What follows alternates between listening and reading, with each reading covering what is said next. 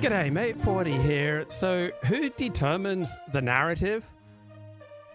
I don't know about you, but when I follow the news, I often notice that there is one dominant narrative for what's happening. So, who determines that narrative? Like, where does that come from? Like, who are the people? Who determines who have that power? So, for example, think about the rise of Donald Trump. Right, there was one dominant narrative for that story in the, for example, the mainstream media, and that was you've got this unruly outsider who breaks all the rules, who's essentially mounted a hostile takeover of the Republican Party, and now trying to mount a hostile takeover of our democracy, and our democracy is at threat. Think about the rise of Barack Obama. Here you have this messianic black man whose election as president of the United States is going to redeem America from the great sin of racism. Think about Russiagate, right? For 3 years, that was the dominant news story from the end of 2015 until into 2019. This idea that Donald Trump may have colluded with Russia, or at least that Russia was messing with our state, was messing with our election.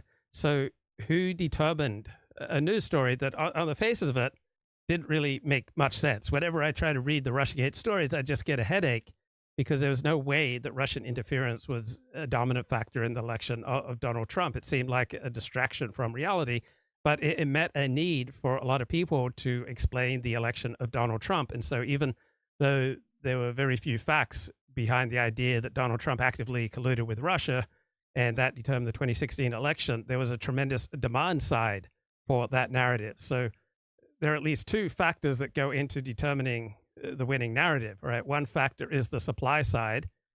And if there's a small group of people, for example, who get to say what knowledge is, then maybe there's a small group of people who get to say what the narrative is. That's on the supply side. So this is Larry McAdams, former head of the University of Chicago writing program. And he's talking about, there are conversations moving through time, and there's a bunch of people, and they get to say what knowledge is. Right, so he says knowledge is a conversation moving through time, and there are a small group of people in each area of knowledge who get to determine what knowledge is, right? They are the experts. And who is an expert? An expert is someone that other experts say is an expert.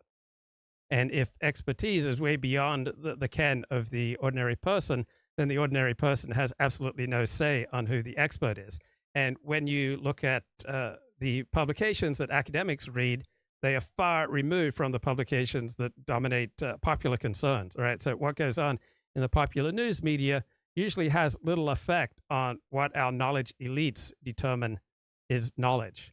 And what got me thinking about this was an essay by Amanda Alexander. The essay is called The Genesis of the Civilian. So I didn't realize that civilian was a whole brand new category established after the First World War. I thought civilian was an eternal, changeless notion that has gone on through time. But it turns out that the whole concept of the civilian is a specific way. It is a contingent way. It is a historically conditioned way of viewing non-combatants that can be traced to the First World War.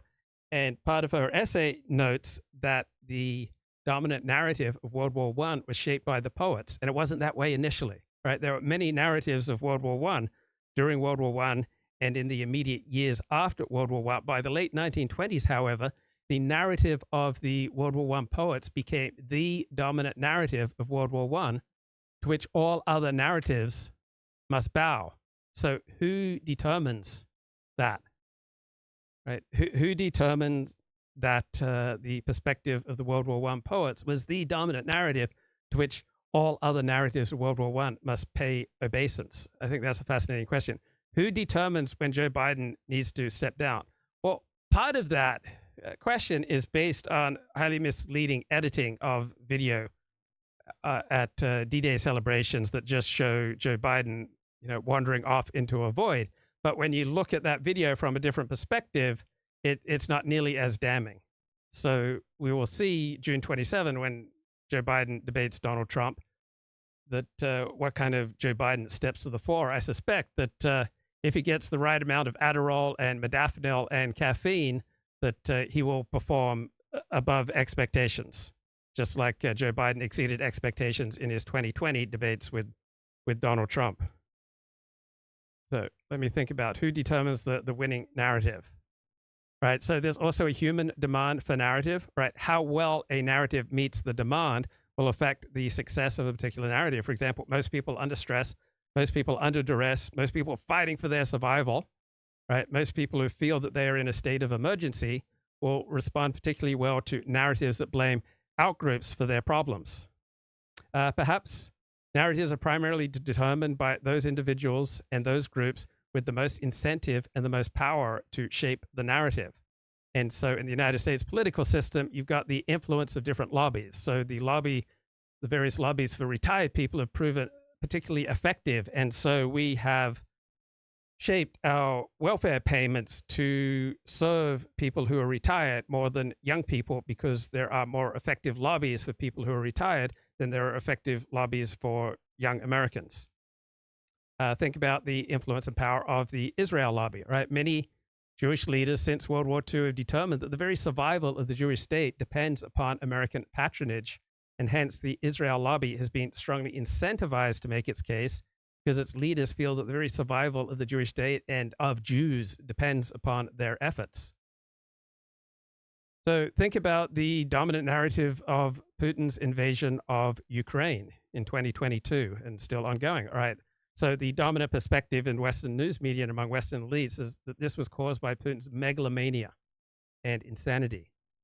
While the dominant perspective in Russia, in China, and among those with a realist perspective is that this Ukraine war was caused by NATO expansion up to the borders of Russia. All right, think about all the news media coverage of threats to our democracy. All right, when you break it down, the threats to democracy include the majoritarian threat, right? When the majority are able to use democratic means to get the ends that they desire. And this is thought to be a threat to democracy when the majority gets its way. So underneath the news media coverage of all these threats to democracy are threats to the institution that the ruling elite dominate. Think about most news coverage of Putin over the past, 10 years, that Putin is a threat to democracy. Think about most Western coverage of China over the past 20 years, right? For many years, it was about how China's rise threatened democracy, and now it's about how China's decline threatens democracy. Then think about the uniform nature of narratives around the rise of Christian nationalism, all right? That this is really scary. So I recently learned of the whole idea of niche construction, right? That every organism acts on its environment, often for its own benefit, and often against the benefit of other organisms. So why would Christians not act like other organisms? Why would Christians be more passive with regard to their environment than, say, earthworms, lemon ants, beavers, and the cuckoo, right? 4 different forms of life that actively try to change their environment to suit their own interests. And then think about all the discussions of genocide with regard to Gaza. So we have a massive increase in the number of genocide scholars over the past 30 years. Like, devoting your life to studying genocide has become increasingly cool among academics. So with the increasing supply of genocide scholars, right, there's going to be an increasing demand for genocides to increase the importance, the income, the number of jobs, the prestige, the power that goes to being a genocide scholar. And so the more immediate the genocide, right, the more powerful you will become by talking about it or decoding it or unveiling it. So if you see genocide where regular people don't see genocide, then that just goes to show that your perception is sharper and on. So expansion of genocide scholars leads to an increased demand for genocide. Just like expansion in the number of jobs in mental health, right, leads to, audio fuzzing again. Let me see what's going on. So here's my preamble to playing a video how the Gaza genocide will lead to Israel's collapse, right? This is from Electronic Intifada. Obviously, this is a pro-Palestine, anti-Israel perspective, but the reason I'm playing it, given that I'm a rabid Zionist, is that I think you often get more clarity from your enemies than you do from your friends. So I don't believe that what Israel is doing in Gaza is a genocide. And I don't believe that Israel is about to collapse, but I do believe that Israel's under duress. I do believe that about 500,000 Israelis have left. I believe the economy is under duress. And I believe that morale in Israel has cratered over the past few months, and Israelis don't know who is going to lead them. Right? There's not a lot of faith in Bibi Netanyahu or in the other politicians jockeying for power. But let's get a pro-Palestine perspective on what's happening in Israel. Welcome back to the Electronic Intifada podcast. I'm Nora Barrows-Friedman with Ali Abonima. As we enter the 9th month of Israel's genocide in Gaza with no end in sight, we wanted to take a look at Israel's insistence of maintaining a war of attrition while its own economy is in shambles, as more and more Israelis leave abroad for good, and as its high-tech sector collapses. We're joined today by Shir Hever. Shir is a political economist and is the military embargo coordinator for the Palestinian Boycott, Divestment and Sanctions National Committee, the BNC. He is the author of The Privatization of Israeli Security and the Political Economy of Israel's Occupation, and comes to us today from Germany. Shir, welcome back to the election. Okay, so a lot of Jews have been moving to Germany over the past 20 years. I also notice Israelis moving to Los Angeles since October 7th. So let me know about the audio quality, see if we can get that fixed. But who determines the winning narrative? All right, there are often many narratives for what's going on, such as, is what's going on in Gaza right now, is this Israel fighting for its survival? Is this Israel fighting back against terror? Is this Israel fighting on the side of civilization, or is this, Israel being a colonial imperial power who's committing genocide against darker skinned people? Luke, do you miss your father? I don't. How often do I think about him? Rarely. Right? I didn't think about my father very often when he was alive, and when he died, I felt a great sense of relief. But I'm probably blocking perhaps my deeper feelings and my wish that I had a better relationship with him, or I haven't extended a great deal of empathy for my father, and I probably maintain a certain coldness towards the world that is very common with people who lost their mother at an early age. And so having lost my mother at an early age, and then having a stepmother who had significant health problems, right, then perhaps that's like a protective device that I've used to keep myself safe. And so I just block perhaps some of these deeper feelings, and maybe I won't get well until I move away from my kind of cold-hearted attitude, in particular towards my father. Maybe it's a protective device that I have this kind of cold-hearted, cynical perspective on life. This album isn't about rock and roll; it's about genocide. David Bowie. Okay, no news is good news if people aren't complaining about the quality of the audio.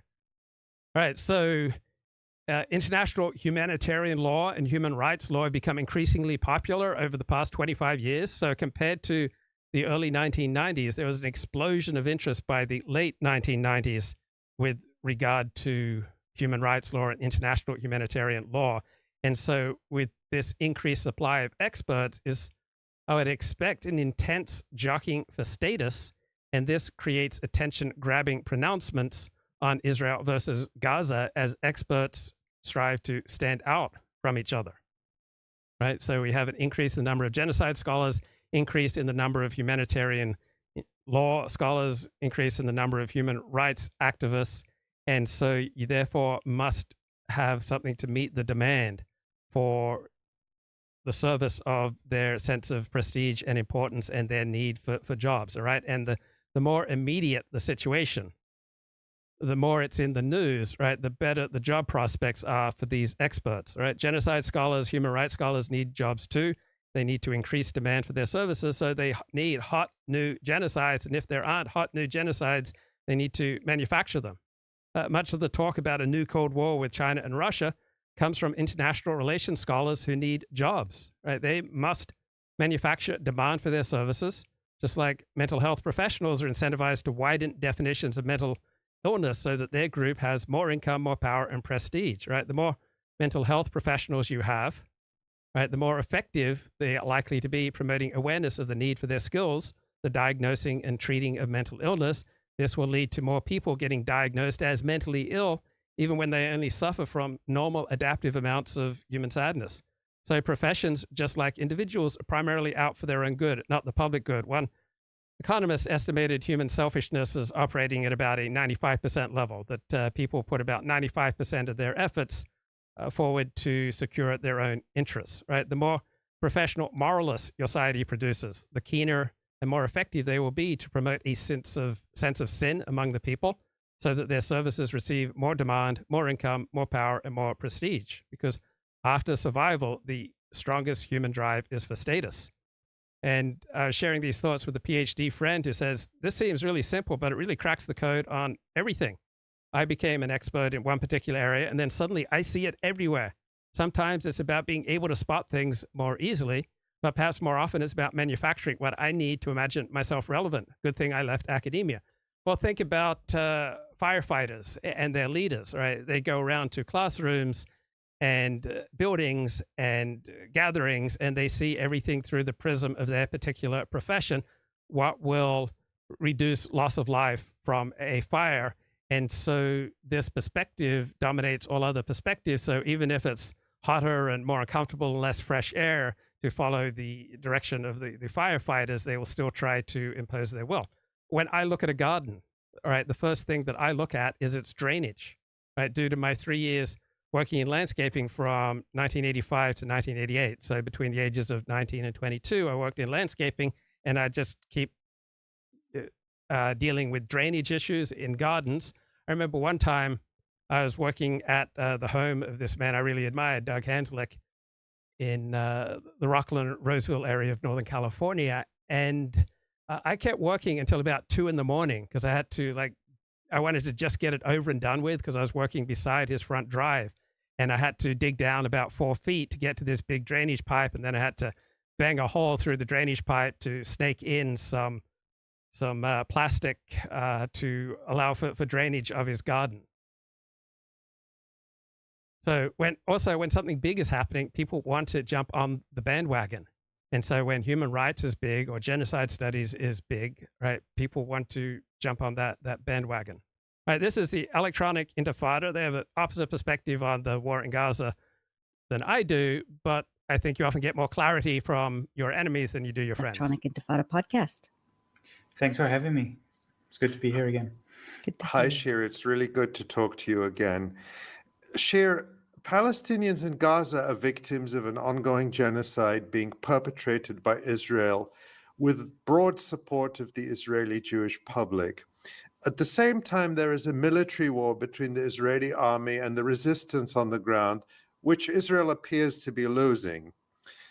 Israel's military doctrine has always been to fight short wars on the enemy's territory. This is because it was thought that Israel, as a small country, could not sustain long-term military mobilization. This has now been its longest mobilization and its longest war ever. And before we get into some of the details, although you're in Germany, give us your sense of how the Israeli public is faring right now. What are the main bases of support for this genocide and this war? And is the Israeli public able to cope with the effects of the war, both in terms of military casualties, as well as other psychological and social impacts? Well, you've gotten right into the heart of it. I don't think I can just answer all of this in one go, but let's try to break it down and attack it from different directions. I think that what we're seeing is, first of all, that this Israeli military doctrine is flown out the window. There's no doctrine right now. What we have is a collapse. Well, the traditional Israeli military doctrine has been escalation dominance, so that if you punch Israel in the face, all right, they will punch back twice as hard. Then Iran sent a fleet of missiles and drones to attack Israel, and Israel's response was incredibly mild. So Israel has shifted away from escalation dominance, which has been its long-time military strategy, and that's curious, right? Hezbollah is lobbing rockets over into northern Israel, and yet the Israeli military response has been relatively mild compared to what you would expect. So there has been a shift away from the number one Israeli military doctrine of escalation dominance. Right, who determines the winning narrative? And one of my favorite bloggers is Andrew Gelman, who is a statistics professor at Columbia University. And he was trying to work out, why was the nudge phenomenon so popular, right? So the nudge phenomenon is, if you just rig incentives a little bit and start nudging people to do the right thing, that this will produce big effects. And so nudge became a cool unifying slogan that connected academic research to public policy. So you had more money and more jobs flowing into academia, and you had the opportunity to change the world and to gain more prestige, power, and income for yourself, right? So nudge became an academic success and a political success, even though the evidence for it was virtually non-existent. And the success of the nudge story is the same as a lot of other stories, says Andrew Gelman, when the story becomes a story. So in the 1990s, Michael Jordan's success became the story. And with Tiger Woods and Bill Gates, their success became the story. So when something gets big enough, its success becomes part of the story and takes on a power of its own, right? Think about Brexit, Black Lives Matter, Barack Obama, Donald Trump. The story becomes the story. Something big is happening and people want to join in. One friend recommended to me the works of Hayden White, who was a historiographer of the 1980s, and he popularized the idea of meta-history. And so he would say that that narratives would appeal to precognitive ways of seeing the world, right? So before we think about things, we feel things through. And those narratives are most successful that appeal to our biologically predisposed precognitive ways of seeing the world. And historians who align with these precognitive ways of seeing the world will create narratives that are more successful. And Hayden White says this whole process of creating narrative history is a subconscious desire to turn a meaningless reality into an imaginary order of coherence and integrity. So from a secular perspective, our need for a hero system is a way to turn meaningless reality into an imaginary order of coherence and integrity where we get to play an important role. I'm thinking about the day that John F. Kennedy was assassinated, right? Two of the greatest new journalists of the 1960s went out into Manhattan on the orders of their editors to get the story. But the story that they brought back did not fit in with the prevailing narrative. And so both their pieces were rejected. So in his 1979 book, The Right Stuff, right, Tom Wolfe uses the concept of a discrete, hypocritical Victorian gentleman to symbolize the press. So instead of giving its readers the whole story, the press, acting as one giant entity, decide what the public must know and then delivers it, edited and retouched to perfection. So the news media in America, for all its vaunted independence, is really a great colonial animal made up of countless clustered organisms responding to a central nervous system. And this animal seems determined in all matters of national importance that there is one proper emotion, there is one seemly sentiment, there is one fitting moral tone that should be established and must prevail, and all information that muddies this tone and weakens this feeling should simply be thrown down the memory hole. And so on the day of John F. Kennedy's assassination, Tom Wolfe went to Little Italy, and everybody thought that their natural enemies had done the assassination of John F. Kennedy. Right? The Italians didn't like the Jews, so they blamed it on the Jews. The Jews blamed it on the Chinese blamed it on the Italians.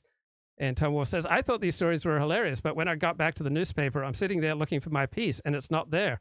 All they wanted was little old ladies collapsing in front of St. Patrick's Cathedral. That was it. They didn't want any turmoil in the population over who did it. Newspapers are the last redoubt of people who want to observe the niceties. Something big happens, and whatever the proper reaction should be, that's what you get in the news media. And Tom Wolfe, I believe correctly, sees individuals primarily as representatives of their group. So the perspective of liberalism is that individuals are primarily individuals who are born with certain inalienable rights. The traditional way of viewing people is that they are primarily members of a group, right? So the Italians blame the Jews, who blame the Chinese. Individuals are first and foremost a member of a group, a race, a tribe, a class, a certain stratum of society. And so Tom Wolfe would look at the vertical line of individual psychology as intersecting with the broad plane of society. And nobody can be a true individual because whatever you want to be is going to be pushed around and changed by your group's hero system. Gay Talese went out on the day of Kennedy's assassination. He spent several hours with Tom Wolfe going from downtown Manhattan, Wall Street, Chinatown, Little Italy. Then we came uptown. We walked around the theater district in the West 40s, uptown toward Columbus Circles. And I didn't see much reaction at all to the assassination from New Yorkers. I didn't see anybody crying in the streets. I didn't overhear anybody lamenting aloud about the fatal shooting in Dallas. People heard the news over the radio. People were talking about the event among themselves as they waited for a traffic light on the street corner. But there was absolutely no sign of the mournful masses that would be the signature image on TV. And after I reported what I had seen in New York, the editor did not want me to write anything because what I had seen or not seen did not conform to the expected or ideal response the situation seemed to call for, at least in the editor's eyes. So there was no story in the Times by me that day, nor was there anything by Tom Wolfe in the New York Herald Tribune. Right? We could not publish what we saw because we didn't see what our editors saw. And who determined that Dallas in 1963 was the city of right-wing hate? And that was a dominant prism through which to understand the Kennedy assassination that was carried out by a communist. Right, so Larry McInerney, the former director of the University of Chicago writing program, right, he says that knowledge refers to conversations that are moving through time. And that horrifies you. Why would those people get to say? Why did they get to say? Especially because, historically, of course, they've looked just like me. As my niece says to me every time she sees me, too male, too pale, too stale. Why on earth would these people get to say what knowledge is? I get it. I get it. Big problem. But they do. And that's a fact. These people get to say what counts as knowledge. The good news is they are changing. Way too long, way too late, way too slow, but they're changing. But the point is, that's the way it works. You may not like it, but that's the way it works. They get to say. So they get to say, yep, you're right. That was new. I didn't know how many people were in 302. But it doesn't count as knowledge. It doesn't have any value to us. It doesn't count. The good news is this thing just does move through time. The other good news is this boundary is permeable. Okay, and here's the example of the opposite perspective on Gaza from myself. This is from the channel, the Electronic Intifada, pro-Palestine, anti-Zionism. Of Israeli society. It is a social collapse. It's also a psychological collapse. It has to do with the fact that Israelis have lost connection with reality. Even media that used to be more or less reliable, Haaretz newspaper has always been a Zionist venue, but it was sort of a liberal venue which insisted on showing different opinions. But they have been publishing fake news for the last 9 months. Absolutely. So Israelis, for example, think that South Africa didn't accuse Israel of genocide. Because in order to know this very simple fact that anyone can find out in 1 minute, you need to read English. and Israelis, even those who do read English, they prefer not to. So I think you've started with talking about the military side of things. Obviously, Israel has a very a much stronger military, a lot of weapons, a lot of international support for its armed forces. But all that doesn't matter if it's the side which is fighting with its eyes closed. So that's the point, that they're killing indiscriminately. But more than this is not really a war which is driven by strategy with clear goals. This is a pure, unadulterated act of vengeance. And one thing that Israelis know, every Israeli knows. And why is vengeance bad?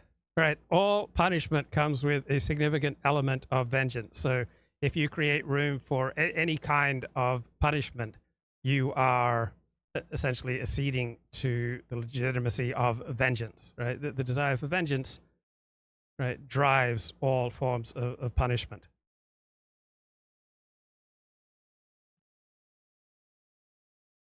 Okay, what's going on in the sprinklers news? suddenly running for cover as gunfire broke out yesterday. The mass shooting left at least 9 people hurt, including 2 children. An 8-year-old boy is listed in critical condition at a hospital with a bullet wound to his head. Hello, everyone. This is Fox News Live. I'm Arthel Neville. Hi, Eric. Hi, Arthel. Hello, everyone. I'm Eric Shawn. Thank you for joining us. Police say this happened just after 5 p.m. yesterday at a crowded recreation center in Rochester Hills, that's just north of Detroit. They say a suspect. So approximately 10 unarmed black men are killed by police in the United States each year. But how did police racism become a dominant narrative of 2020, right? The summer of George Floyd. Like, why was the death of George Floyd close to the number one news story that year, when the guy had a horrible track record, right? He behaved terribly, convicted felon, and yet it became the number one news story. Why was there one dominant narrative about it? There is a famous essay in this regard called Nomos and Narrative. So it was by the late Harvard legal scholar Robert Cover, essentially saying that we all have to have a hero system. All right, a nomos is a hero system. It's a universe that's filled with right and wrong. So we constantly create and maintain a world of right and wrong, of lawful and unlawful, of valid and void. So no matter how relativistic and atheistic and secularistic your life perspective, we can't live without having instinctive reactions that some things are good and some things are evil. Now, the student of law may come to identify right and wrong with the law, right? So the rules, the principles of justice, the formal institutions of the law, the conventions of a social order are important, but they are but a small part of our hero system, of the normative universe that claims our attention. So no set of legal institutions or prescriptions exists apart from the narratives that locate it and give it meaning, right? For every constitution, there is a story. For every decalogue, there is a scripture, right? So once we understand in the context of the narratives that give it meaning, law becomes not merely a system of rules to be observed, but it's a world in which we live, right? Law and narrative are inseparably related. So every prescription is insistent in its demand to be located in a narrative, to be supplied with history and with destiny, a beginning and an end, an explanation and a purpose, the good guys and the bad guys, good and evil. Every narrative is insistent in its demand for some prescription, some moral.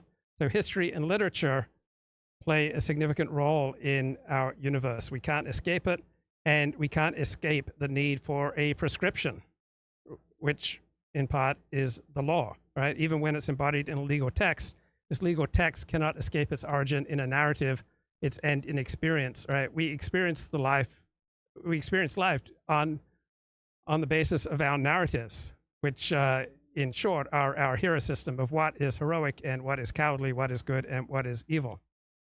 And it's our imaginations informed by our community that create our hero system. And so we're constantly making interpretive judgments, right? Some small and private, others immense and public. And the commitments of our police and of our judicial system, right, determine what the law means and what the law should be. So there's the law on the books, but it's always enforced by human beings, and human beings are shaped by the dominant hero system. So the dominant hero system of our society significantly changed after the death of George Floyd to the idea that police were way too racist against black people in particular, and that they should back off enforcing the law if there was a disparate impact. And of course, there'll always be a disparate impact because different groups have different strengths, different weaknesses, and different groups are going to commit crimes at a different rate. So if you enforce the law, there'll always be a disparate impact. The only way to reduce the disparate impact is to reduce enforcement of the law and to reduce punishment. So laws are part and parcel of a narrative, right? So our tradition includes not only law, but also language and history and myth, right? And these stories, these hero systems, these myths establish what is good and bad behavior, right? They build relations between the normative and the material universe. Normative referring to right and wrong, right? Between the constraints of reality and the demands of a particular hero system or an ethic, right? And so these myths that we believe in establish a repertoire of what is considered heroic and what's considered evil. And then we combine all this into meaningful patterns to give our life an opportunity to be heroic and significant and important. So we impose our hero system, a normative force upon reality, and use a narrative, right? And so the various genres of narrative, such as history, fiction, tragedy, comedy, are all alike, that they are part of our account of the current state of affairs. So narratives are models through which we study and experience life. Narratives are a way of simplifying the confusing and buzzing nature of reality and to boil it all down into something comprehensible. So the more intelligent you are, the more sophistication you will be able to appreciate in your narratives. Right? So behavior only makes sense as against particular narrative that is dominant. Right? Any person who lived in his own idiosyncratic world would just go mad. Right, let's get a perspective from the electronic Intifada. Is that revenge has no chance of succeeding. And that is something, in the context of genocide, I cannot stress this enough. Because Israelis, Jewish Israelis whose families came from Europe mostly, they certainly know a thing or two about genocide, and those stories go run in the families, in my family. So, of course, regardless of what Jews think about Germans, about Nazis, they also know that if they had attempted to exact vengeance against Germans for the Holocaust, then there would have never been a state of Israel. There would never been, the Zionist movement would never have succeeded to achieve what it did achieve. So now Israelis are talking about Zionism in the past tense. This is something that has become mainstream in Israel. Even right-wing Israelis that support the genocide, but they don't support the genocide because they think it will achieve something. They support the genocide because they think the story is over, and now there's no point of planning for the future. Do you think that applies to people like Itamar Ben-Gvir and Bezalel Smotrich, who are going to conferences to talk about settlements in Gaza? They think it's over? No, it does not apply to them. They represent 15% of the Jewish population of Israel, which is the national Orthodox religious movement, which is highly messianic. They still believe in their heart of hearts that God will somehow save them at some point. So for them, it doesn't. So the more duress you feel, the more attracted you will be to some kind of messianic relief, right? People who are happy and healthy and successful, right? They have less need for salvation descending in some dramatic gesture, right? If you're doing well, then you have more attachment to the governing paradigm, to the conventional order, to the way things are, right? You're doing well in the way things are, then you have less desire to be a revolutionary. You have less desire to risk the good things that you have going to, achieve some kind of messianic redemption. Right, so who determines the winning narrative? And one of the great books on this is a work in progress by Ronnie Goldman, right?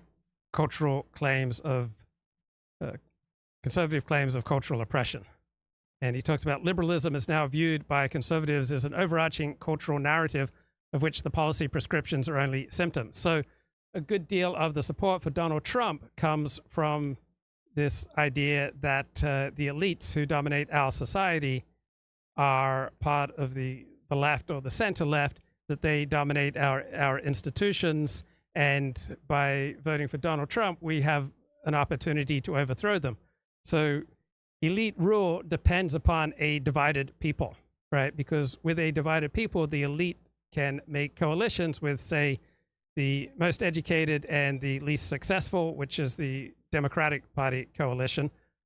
And you can then reach an accommodation with these various sectors of society and maintain rule. But if the people become cohesive and dominant and gather together, then it's a lot more difficult for the elite to rule. Right, Dooovid, welcome back to the show. How are you?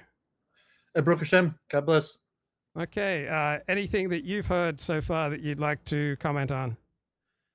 Yeah, let me talk about, because this possibly one of my favorite subjects, the main area of my research, although also if you want to talk about the AFPAC Detroit after that, I think that was interesting. I didn't meet or go, but I followed it pretty intensely. But we spoke in the past about narrative identity theory, and I referred you to a researcher called McAdams, if you remember, who is kind of seen as the father of narrative identity theory. Does that ring a bell to you? Vaguely, but presume as though I don't know anything and talk from that place. Just forget his first name. I think Douglas McAdams. And I mean, the concept is that identity is a narrative. So, there's different theories of identity. There's trait theory. There's, saying that our identity is made up of character traits that might be relatively stable over a lifetime. And there's different ways that we understand identity. So his new theory was in the 90s was a person's concept of identity is based on a narrative, a storyline, like a novel that we write about ourselves. And then there's the dissonance between how we understand our narrative and how other people understand the narrative.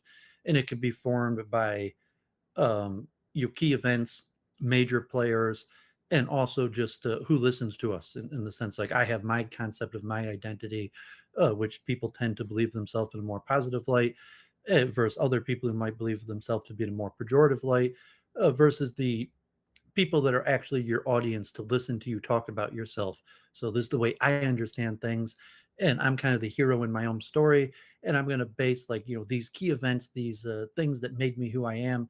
And then there might be other people who have a different narrative where you could be the bad guy or the hero, and you have to wrestle with that, in terms of the dissonance between how you see yourself and how other people see themselves. And there's also a field what's called narrative identity psychoanalysis, where it came out as first to just the cognitive theory of how the mind works, and then in the last 20 years has developed into its own method of psychoanalysis that you could see a psychiatrist that will, so to say, work with your narrative and try to help you from this concept of narrative identity. I'm not sure if that's ringing a bell to you or something. Yeah. Let me just jump in. So let's try to make this theory personal, and I'll just share some anecdotes from my experience in this regard. So I've long had a trouble leading a unified life. I have tended to completely adapt myself to my circumstances and to my environment, and so there wasn't a consistent unity in how I would portray myself. And so for a long time, when I was following Orthodox Judaism in one part of my life, I was desecrating Orthodox Judaism in another part of my life, and I noticed how uncomfortable that made people, right? Because they didn't know how to deal with me, because there wasn't one easy narrative that made sense of my behavior. So I noticed how uncomfortable it made people who weren't Orthodox Jews when I, wearing a yarmulke, spoke and behaved in a way that was not aligned with Orthodox Judaism. And so people don't like it when you're presenting contradictory narratives about yourself, right? People don't want to spend a great deal of effort figuring you out or putting a narrative on you. And so the more difficult you make it for people to put a particular narrative on you, the less inclined they are to engage with you. You're just too much trouble. So, any reflections on how this narrative theory that you're explaining has perhaps played out in your own life? Yeah, I mean, definitely. Just to add to the theory of it first, is that, I mean, the other major main school identity theory is basically trait theory, which is that people have certain traits that might be immutable or formed by extreme experiences that lead them to have certain traits that they carry out through their life, and that's a defining thing about their personality. And then there's also role-based identity, that people fall into identity based on social roles. That identity is social constructed by the roles that we have to fill. Um, and because I've heard hundreds of hours, we've talked for probably maybe even hundreds of hours, and I've heard maybe even thousands of hours of you. Like, I know countless stories about yourself, and to say, well, Luke is the way he is because of this, dramatic childhood experience, or this thing that happened to him, your chronic fatigue syndrome, you being a temporary orphan as a child. There's certain things with your father, and you say, well, maybe you had this character trait that was just kind of inborn, or you developed it from this extreme experience as a child, and then later events you had these definable characteristics, character traits, and that defined how, who Luke is and how he reacts to situations, and the somewhat like predictable and like narrative, like if it was a story where there would be key events and key players. And then, so the role, because both of us came on to being Orthodox Jews as an adult, how that fits into the narrative, in like a changing narrative. So if you're just talking a one-off of introducing you to somebody that never met you before, doesn't know your narrative, hasn't heard from other people competing narratives, like your family or friends or colleagues or something have competing narratives, versus someone who's just trying to form the narrative off you the first time. And then you have like, well, from our perspective, like, Jewish identity, Orthodox Jewish identity, is such a huge aspect of my narrative, even of my identity. Like, I would, because Judaism is such a strong identity, I would almost factor that into every single decision I make. Well, why did I do this? Why did I act like this? Well, because I'm a Jew, because I'm an Orthodox Jew. And that's explanatory of basically all of my behavior, to a certain extent, and or that could be in conflict with other aspects of my identity, or my experiences. And then you have the outside perspective, like, well, like, obviously you're delusional. You might think that you're doing this because you're a Jew or an Orthodox Jew, but like, clearly that is, that's opposite to Orthodox Judaism. Like, you're not a real Jew. You're a bad Jew, and that's the the competing narrative. Because like in my mind, like, I'm this guy who's just trying to do my best to be a good Jew.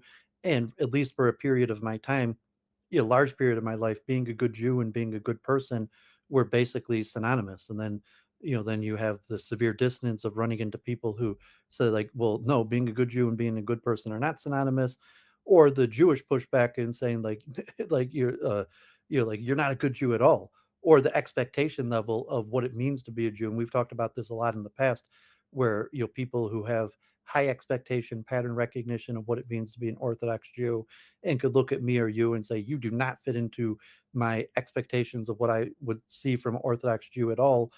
And but this concept of the construction of a narrative, and then dealing with people who obviously are not buying your narrative, and even have a narrative that is completely counter to how we build up our own identity. And like for me and you, like, that happens every single time we walk into shul, or like Right. any single time someone notices the yarmulke.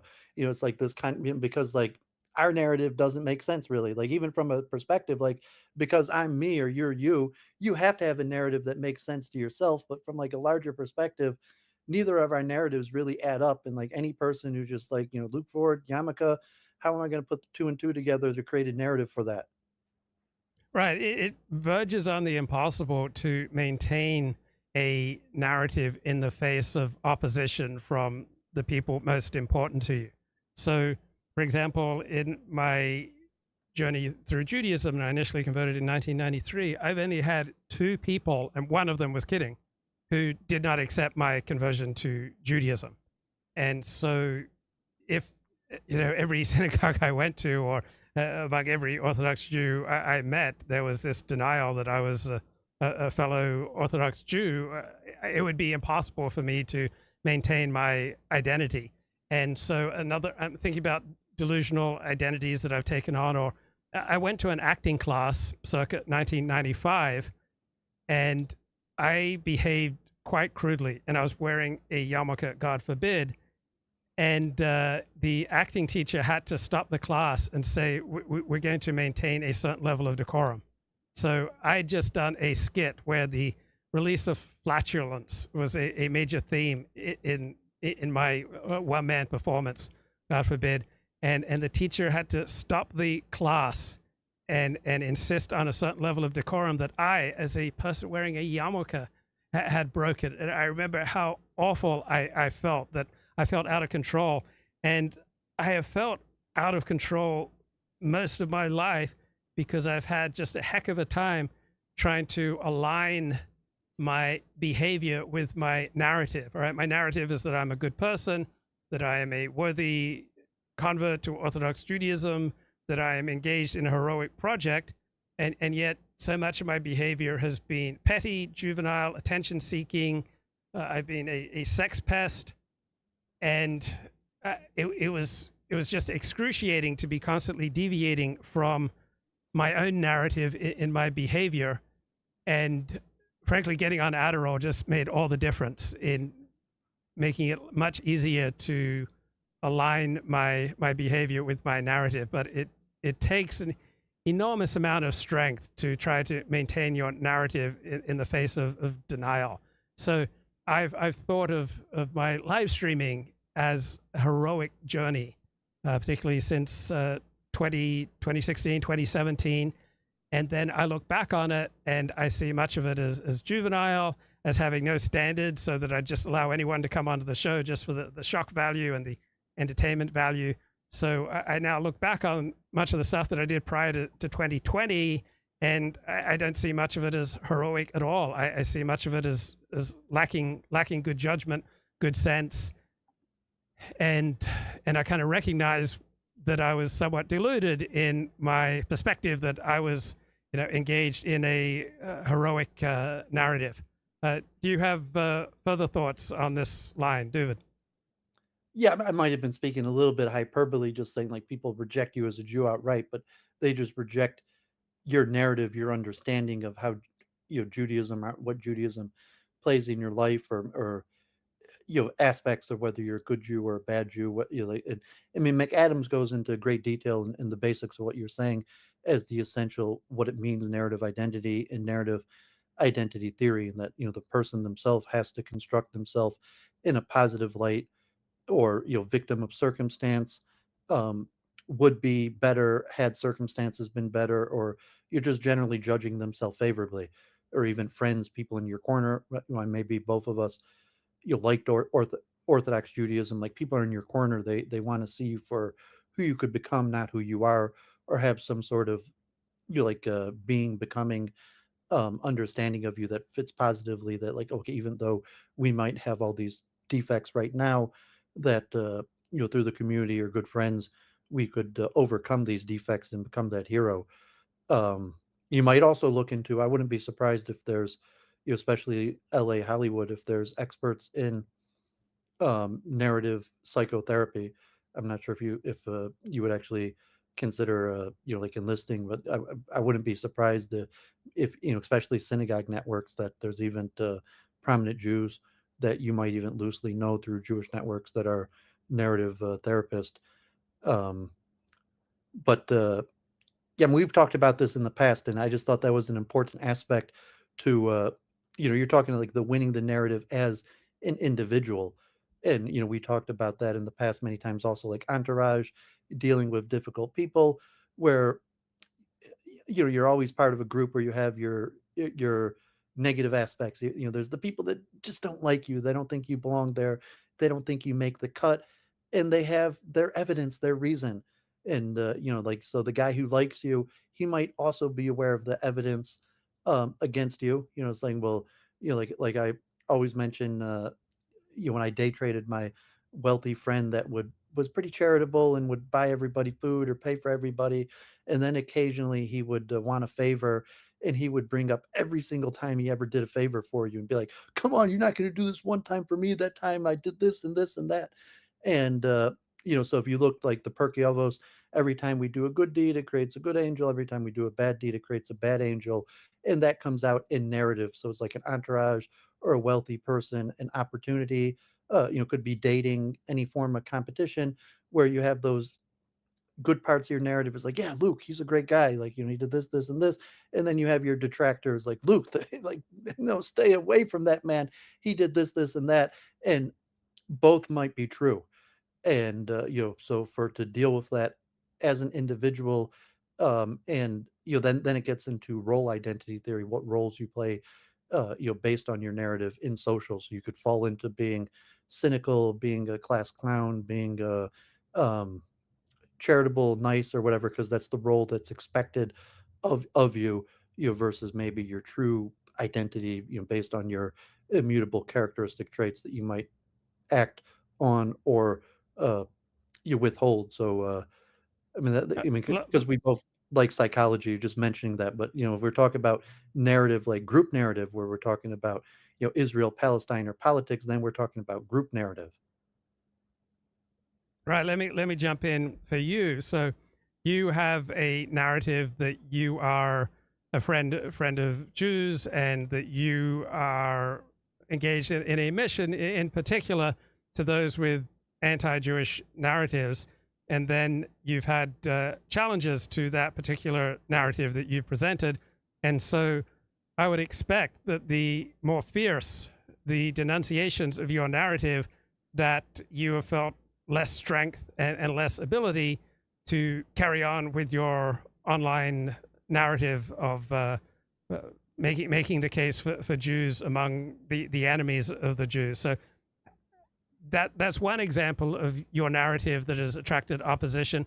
Any reflections on what it's like to carry on a particular narrative in the face of strong opposition, and how that has affected how you feel about yourself?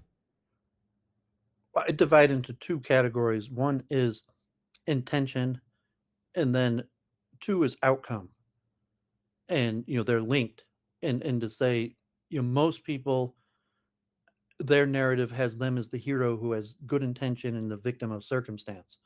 So if you're saying and you might have Jews that say like, oh, Dooovid, he always had good intentions, he just wasn't qualified for the job, or just an insurmountable task and he failed. Versus if you look at like my extreme detractors, who would be like that would come like, not only I failed, but my intentions were always negative, and might be, he's not even a Jew, he's lying about being Jewish, he's lying about these various things, and he secretly hates the Jews, he secretly wants to see the Jews destroyed. And those are kind of the black box of the human mind, the intention. So I could think, well, I know my intentions, that's not accurate. But psychologically, you could argue you don't even know your intentions, or intentions are multifaceted and change over time.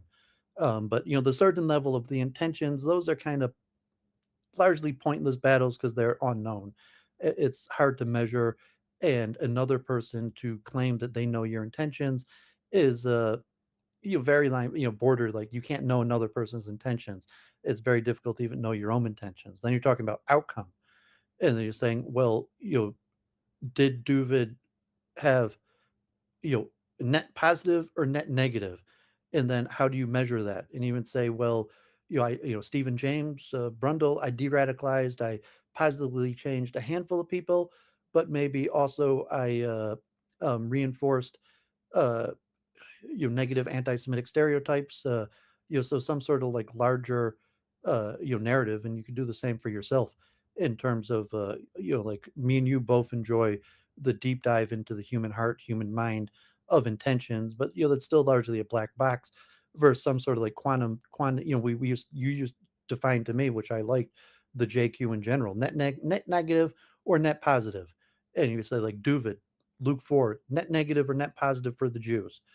And there could be different people that have different takes on that, or understanding how do they measure that.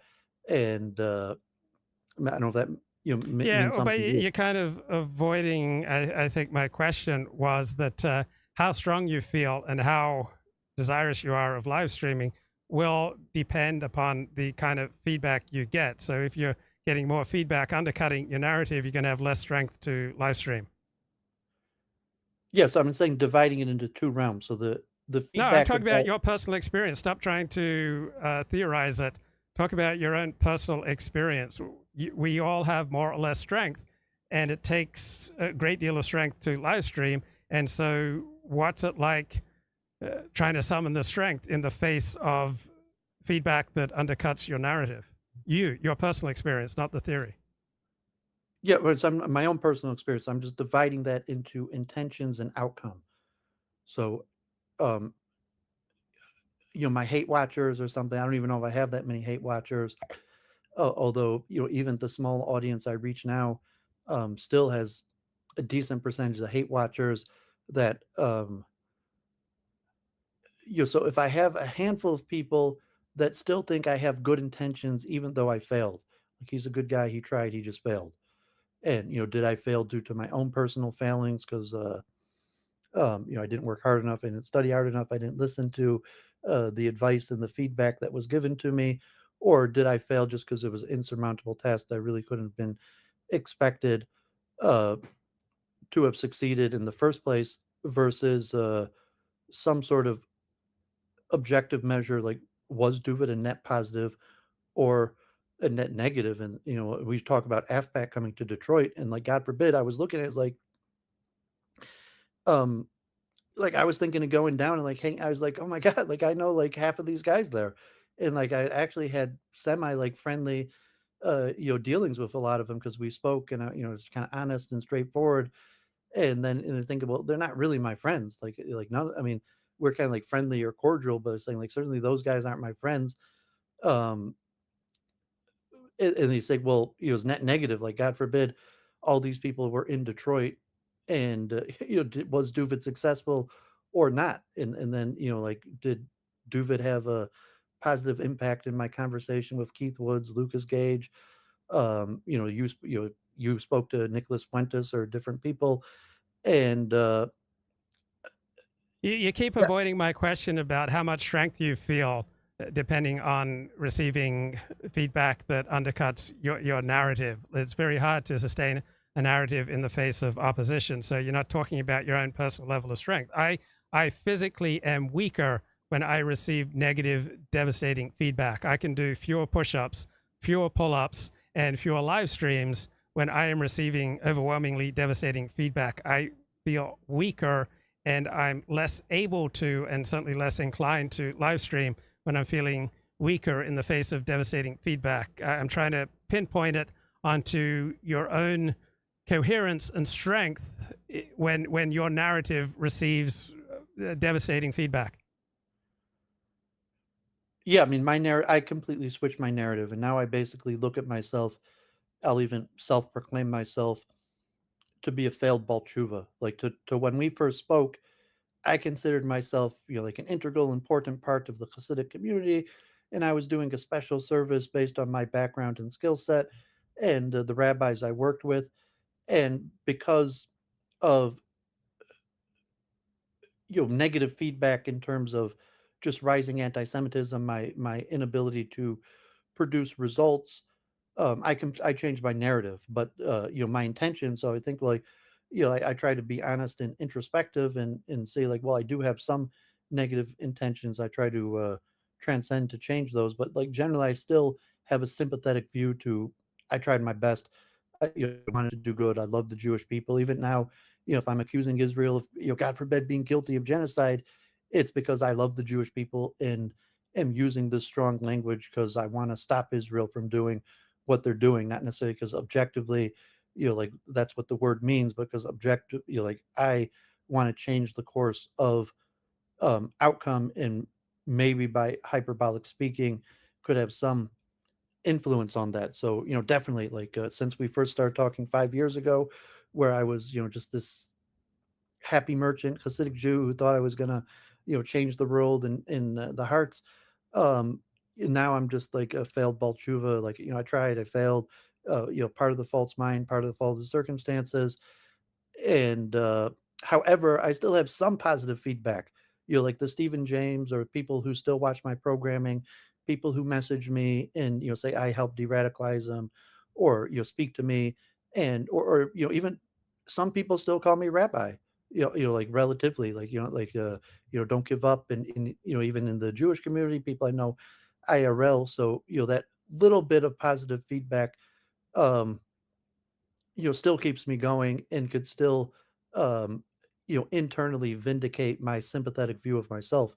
And I assume that's similar for you too. Yeah, one adaptation to devastating feedback that undercuts one's narrative is to change the people that you take seriously or look to for validation. So if someone who you had been relying on for validation becomes a devastating critic, then you can dismiss that person in your mind and switch to someone else who validates what you're doing. But I think another thing that you're saying there is that the narrative of a failed Baal Tshuva is simply easier to pull off on a live stream than the narrative of a successful Baal Tshuva, that you receive less devastating feedback, and it's just a more comfortable narrative to present failed Baal Tshuva rather than successful Baal Tshuva. Is that accurate? Well, I would probably prefer to portray myself as a successful Paul Drew. I'm just going with the evidence, and to say that to portray myself as a successful Baal Tshuva doesn't match the evidence.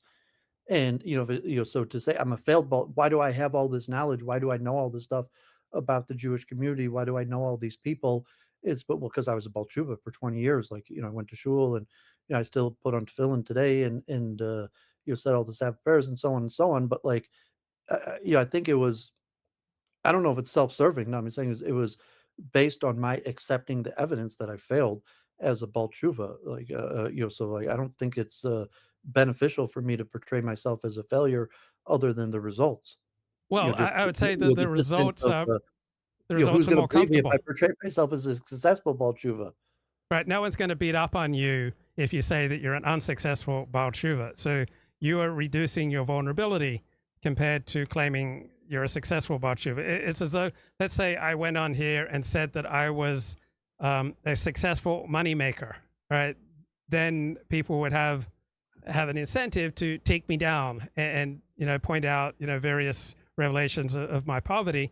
But on the other hand, if I came on here and said, I've got very little saved for retirement, that I don't have riches and I don't have power and I don't have conventional attainments of success, such as a family, then I am creating a smaller target of vulnerability, because I am admitting that I don't fit any of the conventional criteria for success. And so both of us have adapted to devastating criticism by shrinking our target of vulnerability by owning up to our failures. Is that fair?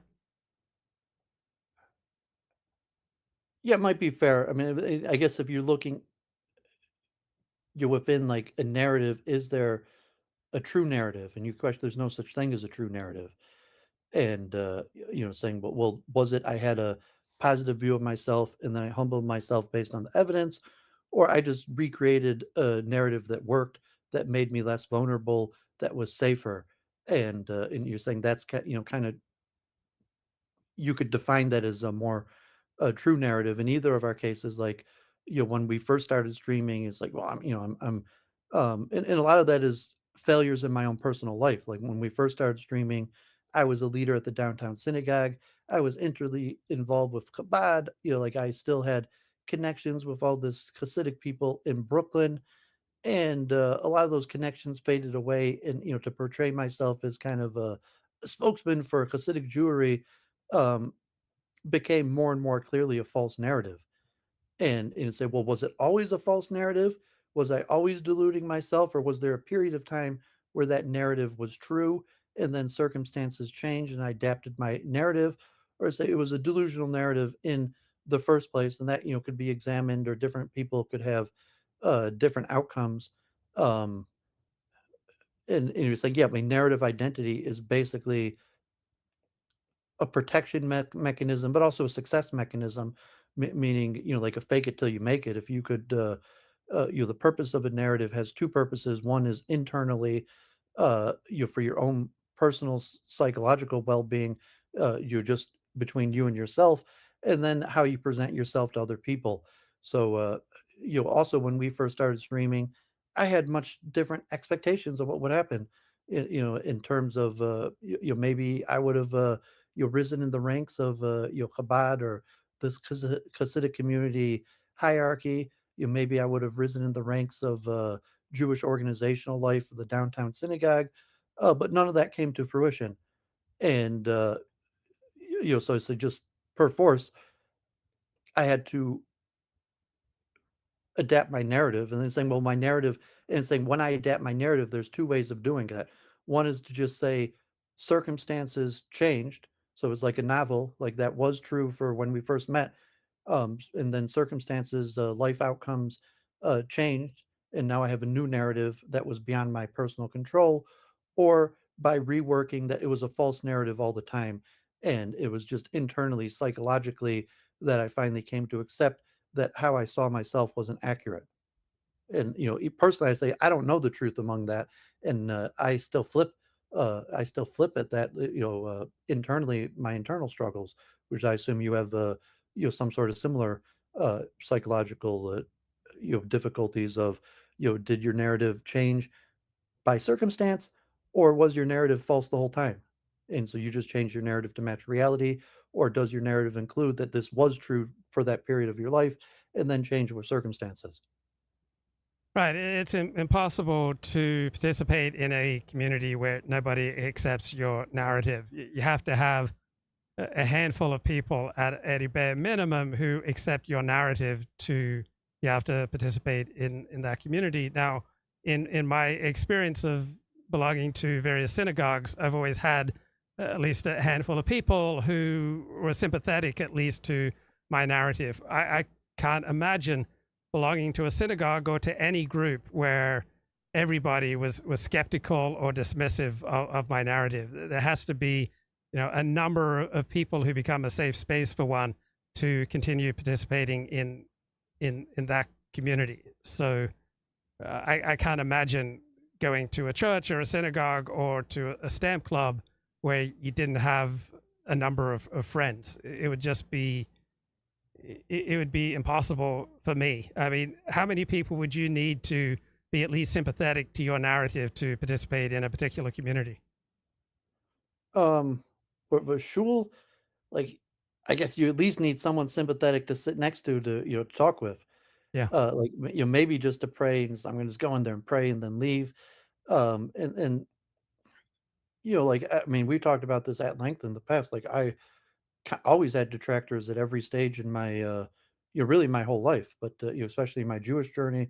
But I always had benefactors. I always had people on my side, and Jews are largely charitable people. So, I assume any synagogue I went into, there would be a few people that would be sympathetic to me, and you might, sit with them, schmooze with them, maybe still part of Kiddush Club, or invite me to their house on Shabbos, and there would be detractors that would make it their point to inform anybody that hadn't been keeping up with you all the negative things that you've done since they saw you last.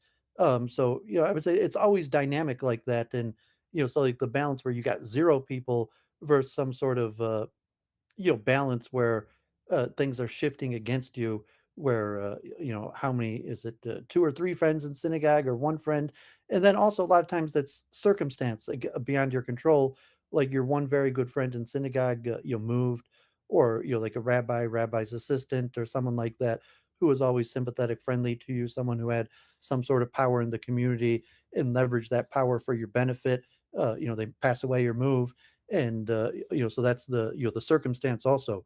So when we first started, um I had many more contacts in the Orthodox community, and a lot of those people were sympathetic to me, and watched my program, or I Jews on, and slowly a lot of that went away.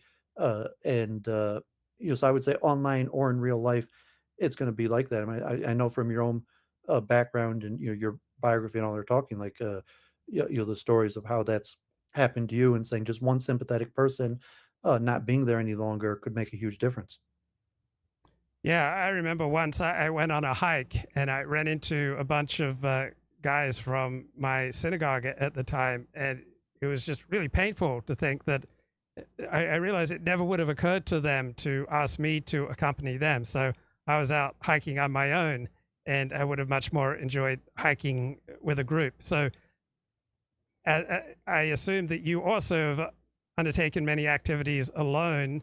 Have you run into people from various communities that you know, and has it also been a devastating blow to you to realize that they would not have wanted to invite you to accompany them?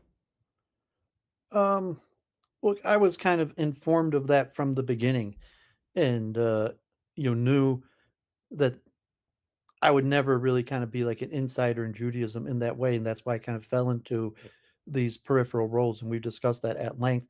But I mean, we also discussed during COVID-19 when people just started forming what do they call them, bubbles, or I forget the word that they're using, but that I wasn't really part of the community. That the community adapted to COVID-19, and still held on to the community. However, I quickly realized like I wasn't part of anything, or at least in terms of how the people adapted to COVID-19 and reformulated the community. That they did all this, without me.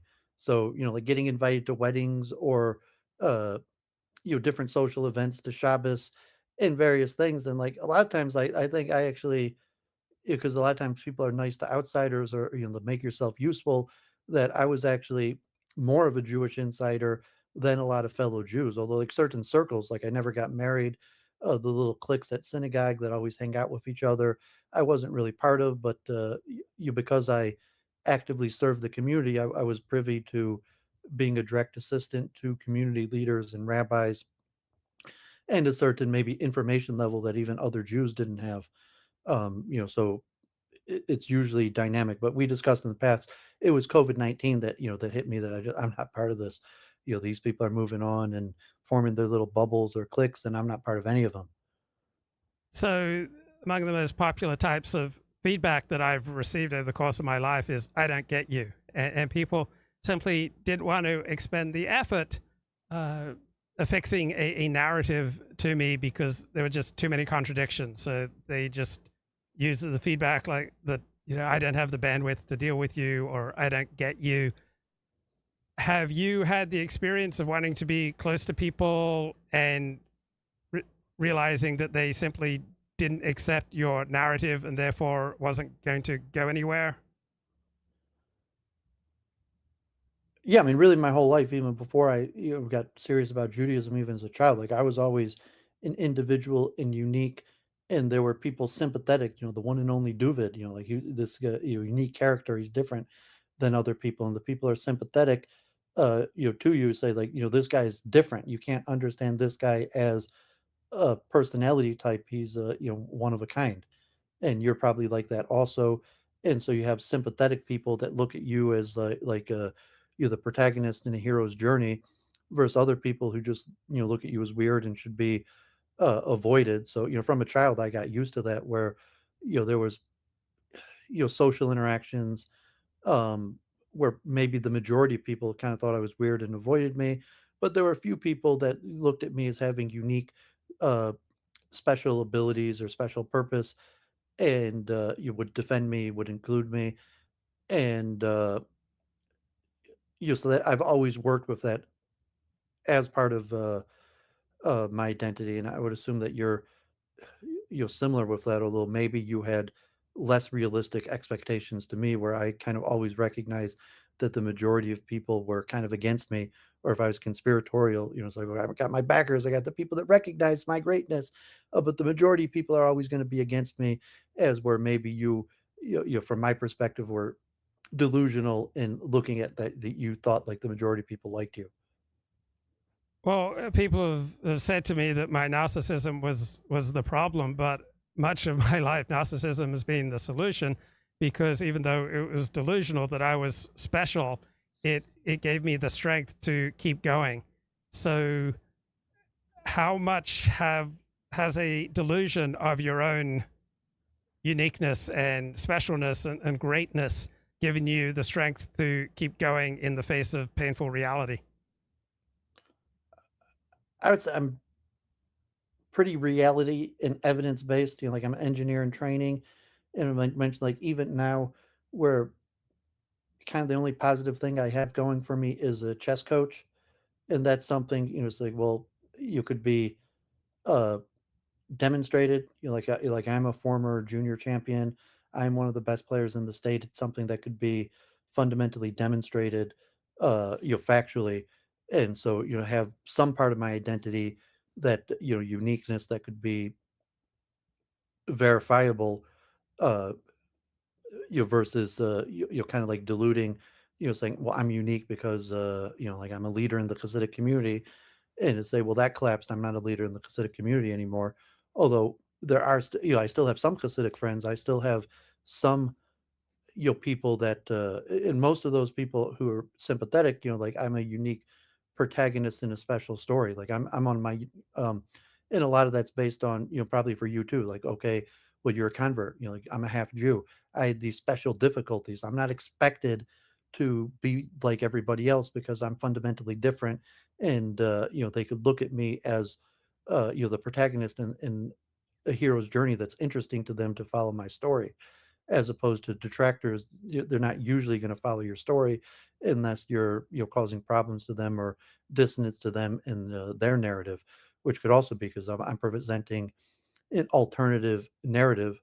So you were mentioning the safety mechanism, me calling myself a failed balchuva, because if I admit I'm a failed Balchuva, I don't get as much pressure from the Orthodox community, or pushback that, some like nefarious negative agent. I'm just a guy who, it's really difficult to be an Orthodox Jew. I tried my best, I failed. But like I'm not, out to harm anybody. I really, wanted to be an Orthodox Jew. It was just too difficult for me. I failed. As opposed to portraying myself as a successful Balchuva that's going to create dissonance in the Orthodox community for their narrative. Like even in the chat, he was like, you can't be Hindu and Jewish at the same time. So if I would say, well, because I failed at being a Balchuva, like I just started doing other things, and as opposed to saying like, yes, I can. And if your rabbi told you that you can't, it's because they're wrong. Or, say, I have a special dispensation because I'm half Jew, or I spoke to some rabbi and said, Judaism needs you and you need to do the special mission that's been chosen just for you that most other Jews can't do. Um, so, I still have delusions, say that narrative, like in my own mind, occasionally, like, I mean, when I first started listening to you, you were talking about like the dominant narrative, but I think there's always sub narratives and they're always changing. So, in my own mind, like I'll still go back to my delusional narratives or my, of grandeur and greatness. And sometimes you have a few successes and it's like, no, no, like this other narrative that I discarded as a delusion was actually the correct narrative the whole time. Well, one of the more painful things I've experienced is welcoming people into my life in large part because they bought into my narrative, but then the more they got to know me, particularly in the case of romantic relationships, then the more skeptical they became of my various narratives. And I'm sure you've also experienced that, where people initially bought into your narrative, then as they got to know you, they became more and more skeptical of your narrative. Yeah. I mean, you ever heard that Boney M song, Rasputin, Rah Rah Rasputin, Lover of the Russian Yes, Queen? yes.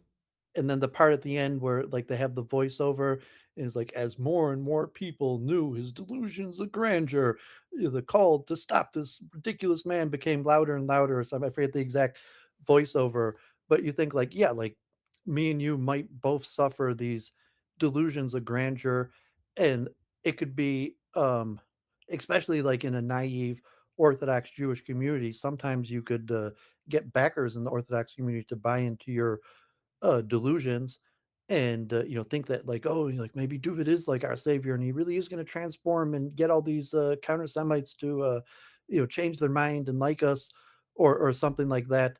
Versus the calls for more and more people to put an end to this man and his delusions. And any thoughts on the bigger issue of narrative, so that one narrative becomes dominant? For example, after World War One, the narrative of the poets of World War One who served in the trenches, that became the dominant narrative to which all other narratives must bow. And often when there's a major news story, such as the Hamas attack on Israel and then Israel's attack back on Hamas in Gaza, there become certain dominant narratives. Do you have any understanding of why one particular narrative becomes dominant over all competing narratives? Well, yeah, and I don't think there's ever a dominant narrative in totality. There might be a dominant narrative in a group, so it's saying like, well, what about the Russians or the Chinese or the Palestinians versus like the dominant media narrative? And I forgot to mention, I thought I mentioned right when I first came on, we discussed maybe a few months ago where I was talking with my dad about conspiracy theories, like as a doctor, and he's like, most of his patients, or large of them, believe in conspiracy theories, or don't trust, specific to medicine. And it was saying, well, expertise, like real experts, um, usually don't convey certainty. They talk about things in probability and statistics. And evidence has shown that's one of the most difficult things for people to think in terms of statistical thinking. And conspiracy theorists or cult of personalities convey certainty. And so, like, if you're actually an expert, um, you're not going to convey certainty because that's not the nature of science or knowledge. You're gonna like admit like chances and talk in terms of statistics and probability. As opposed to leaders, they want to convey certainty, and then you look, well, the masses are going to fall behind certainty, and it's only going to be a very small people of philosophers or very wise people that recognize that certainty is impossible, and therefore the best you could do is work with probabilities. And so then we have to move from individual narrative to group narrative, and how it's possible for a group to fall behind a universal narrative, and how is it portrayed, how does it collapse. I read on Week in Review a paper about war narrative, and a lot, most of the experts say like, well, military has multiple purposes.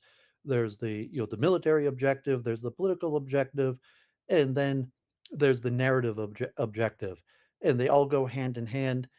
And you could lose the war on any of those fronts of militarily, politically, or narratively. And sometimes the narrative one's the last one to collapse or the first one to collapse. But once the narrative collapses, um, you usually the war is going to be over.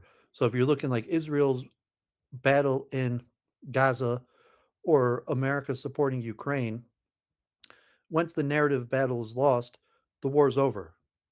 So like the Israeli narrative of kind of like being the good guy, or the basic talking points. Charles Moskowitz had E. Michael Jones on this week for a little debate or something like that, like the war over narratives, or the Ukraine Russia. But once that narrative collapses, the war's over. And so if you look at like a Noam Chomsky manufacture of consent, the reason you have the dominant narrative is kind of like it's just propaganda, because you can't have the war without the backing of the masses. You might, so the narrative battle could collapse, which I think is what's happening, where you're saying that, like, we're not doing this because we're the good guys or because the narrative was true. We're doing it because of a Jewish conspiracy theory, because Jews have usurped power in America and are forcing us to do something against their own interest, and are so nefarious that they will completely bring down the country for their own purposes. If you look at like the AFPAC Nicholas Fuentes counter narrative, and in at some point you're looking at it like, well, the competing narrative, the narrative battle. Um, I'm not sure if that makes sense to you. That like, of course, there's always multiple narratives. No narrative is intrinsically true. It's just a matter of group strategy to control the narrative. Yeah, I tend to react to narratives by asking who benefits and how does this create more prestige and more of a good feeling and dopamine release for the person who is articulating a certain narrative. I just find asking who benefits a great way of decoding narratives. So I haven't talked to you for a few months. What I have didn't you? mention on that point related to Israel because, like, I follow your commentary. So, you played electronic intifada. So if you're saying, like, well, your psychological makeup, you don't need to feel like you're the good guy. You just want to feel like the Jews are winning. So, like, whether the narrative, like, we're the most moral army in the world, or, like, America benefits more from Israel than Israel from America, that's not as important to you in terms of being the good guy. But, like, the narrative, like someone says, like, Israel's losing, kind of like Ukraine, saying, like, just facts on the ground, Russia's beating Ukraine. And from a military political perspective, you say, well, facts on the ground, Hamas is defeating, or, the Axis is defeating Israel.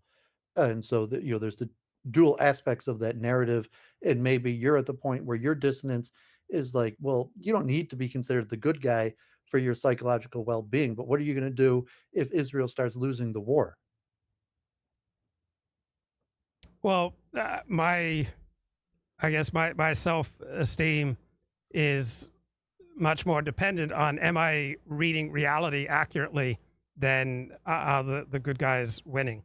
And so that's why I like to hear both sides of many stories, even the electronic intifada, which has the opposite perspective on the Israel-Gaza conflict than I do. I'm curious why they think that Israel's losing, because there's reason to see that Israel's had great success killing members of Hamas. What's the perspective that Israel's losing? It's not a perspective that I would normally naturally hear, because almost everyone I know, everyone that I'm close to, is very pro-Israel. So I have to go out of my way to hear a contrary perspective. Well, I mean, you use the term good guys there as opposed to we. So you're saying, well, are the Jews winning? And even if we're the bad guys, does it matter too much whether we're the good or bad guys, just as long as we're winning? Or, some sort of perspective of the good guys. And you're saying, well, if we're not the good guys, but I mean, just interesting that you use the word the good guys as opposed to just us, the Jews, or, whether we're good or bad. But the military perspective is that the question of how much of Israel has actually inflicted damage on Hamas. And you're saying that Israel has not really conquered territory in Gaza. All they did is bomb, took out the easy sites. And I was just watching a big military channel, and he called um, military history, Yes, or I know that no, channel. no, History Legends. History Legends just did a video. I'll put in the chat. And he's a former Russian Canadian, and he was just did an update, and his estimate was that Israel had destroyed 4,500 Hamas fighters, and also that Israel had not actually taken control of any land in Gaza. So that Israel just bombed, destroyed some infrastructure, but they didn't actually take control, and basically Hamas still controls most of Gaza. So in that extent, like, not necessarily like that Hamas is winning because they've inflicted damage, or the assessment of Iran or Hezbollah, like that Iran demonstrated that they could penetrate Israel's defenses, that Hezbollah has demonstrated that they can't be defeated, and that Israel is just draining its own economy, its own will to fight, and its international standing, and it hasn't accomplished really anything towards destroying Hamas. All they've done is kill innocent women and children. And so you're looking at the Israeli perspective. You say, like, no, they've done substantial things to destroy Hamas. I mean, they probably destroyed a lot of, like, the places they launch missiles from. They've destroyed, the universities, the hospitals, the Hamas, governmental buildings. But, like, from the tunnel networks, how intact is Hamas? It's the fog of war. Nobody knows. And then the question, like, Israel is the one blocking out the media. So the reason we don't know what's happening on the ground is because Israel doesn't want to let us know what's happening on the ground, as opposed to Ukraine. Ukraine, Russia, basically, like, every time Ukraine or Russia gains 100 meters, everybody knows it.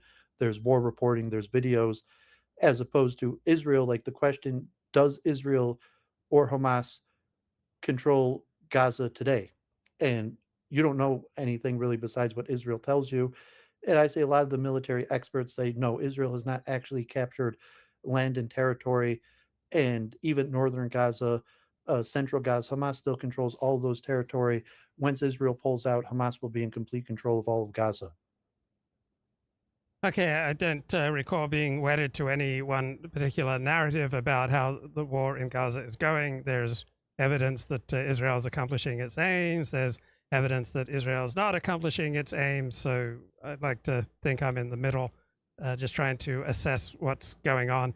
But I'm going to move on. Dooovid, any final words for today?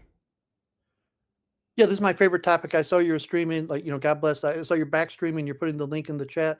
So if that's a sign of your psychological well-being, I do that each week. And then I'm thinking people ask me I'm putting the link in the chat and I get Claire pretty often or other people. And, one thing a lot of times, I didn't stream Week in Review for Passover because it was on the holidays. So, to do the weekly stream. And then I canceled a few other weeks because of, just personal scheduling type things. But I was thinking oh man, all I get is negative feedback. I didn't even want to do Week in Review. I'm going to put the link in the chat.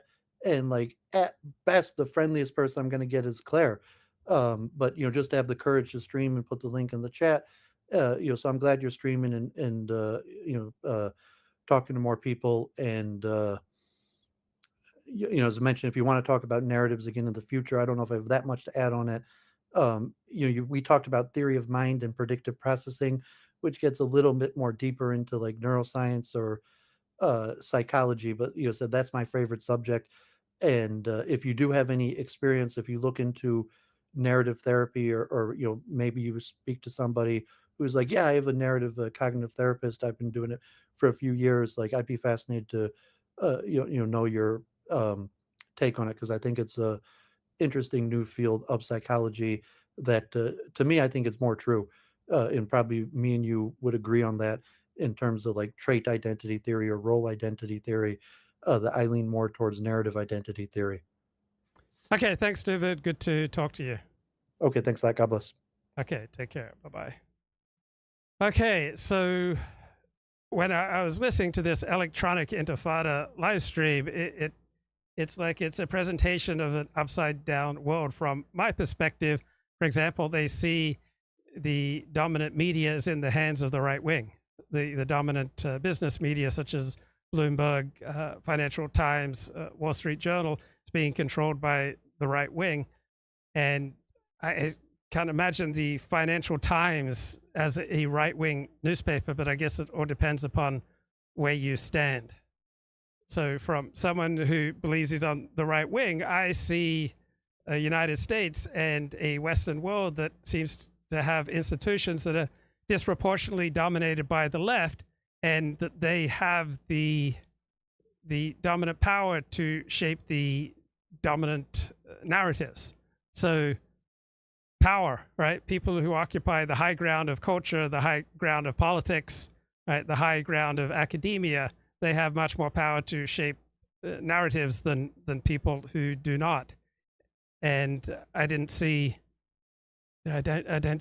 people with my point of view on the world controlling many of our institutions. So who determines the winning narrative? All right, I would expect that the winners, in large part, determine winning narratives.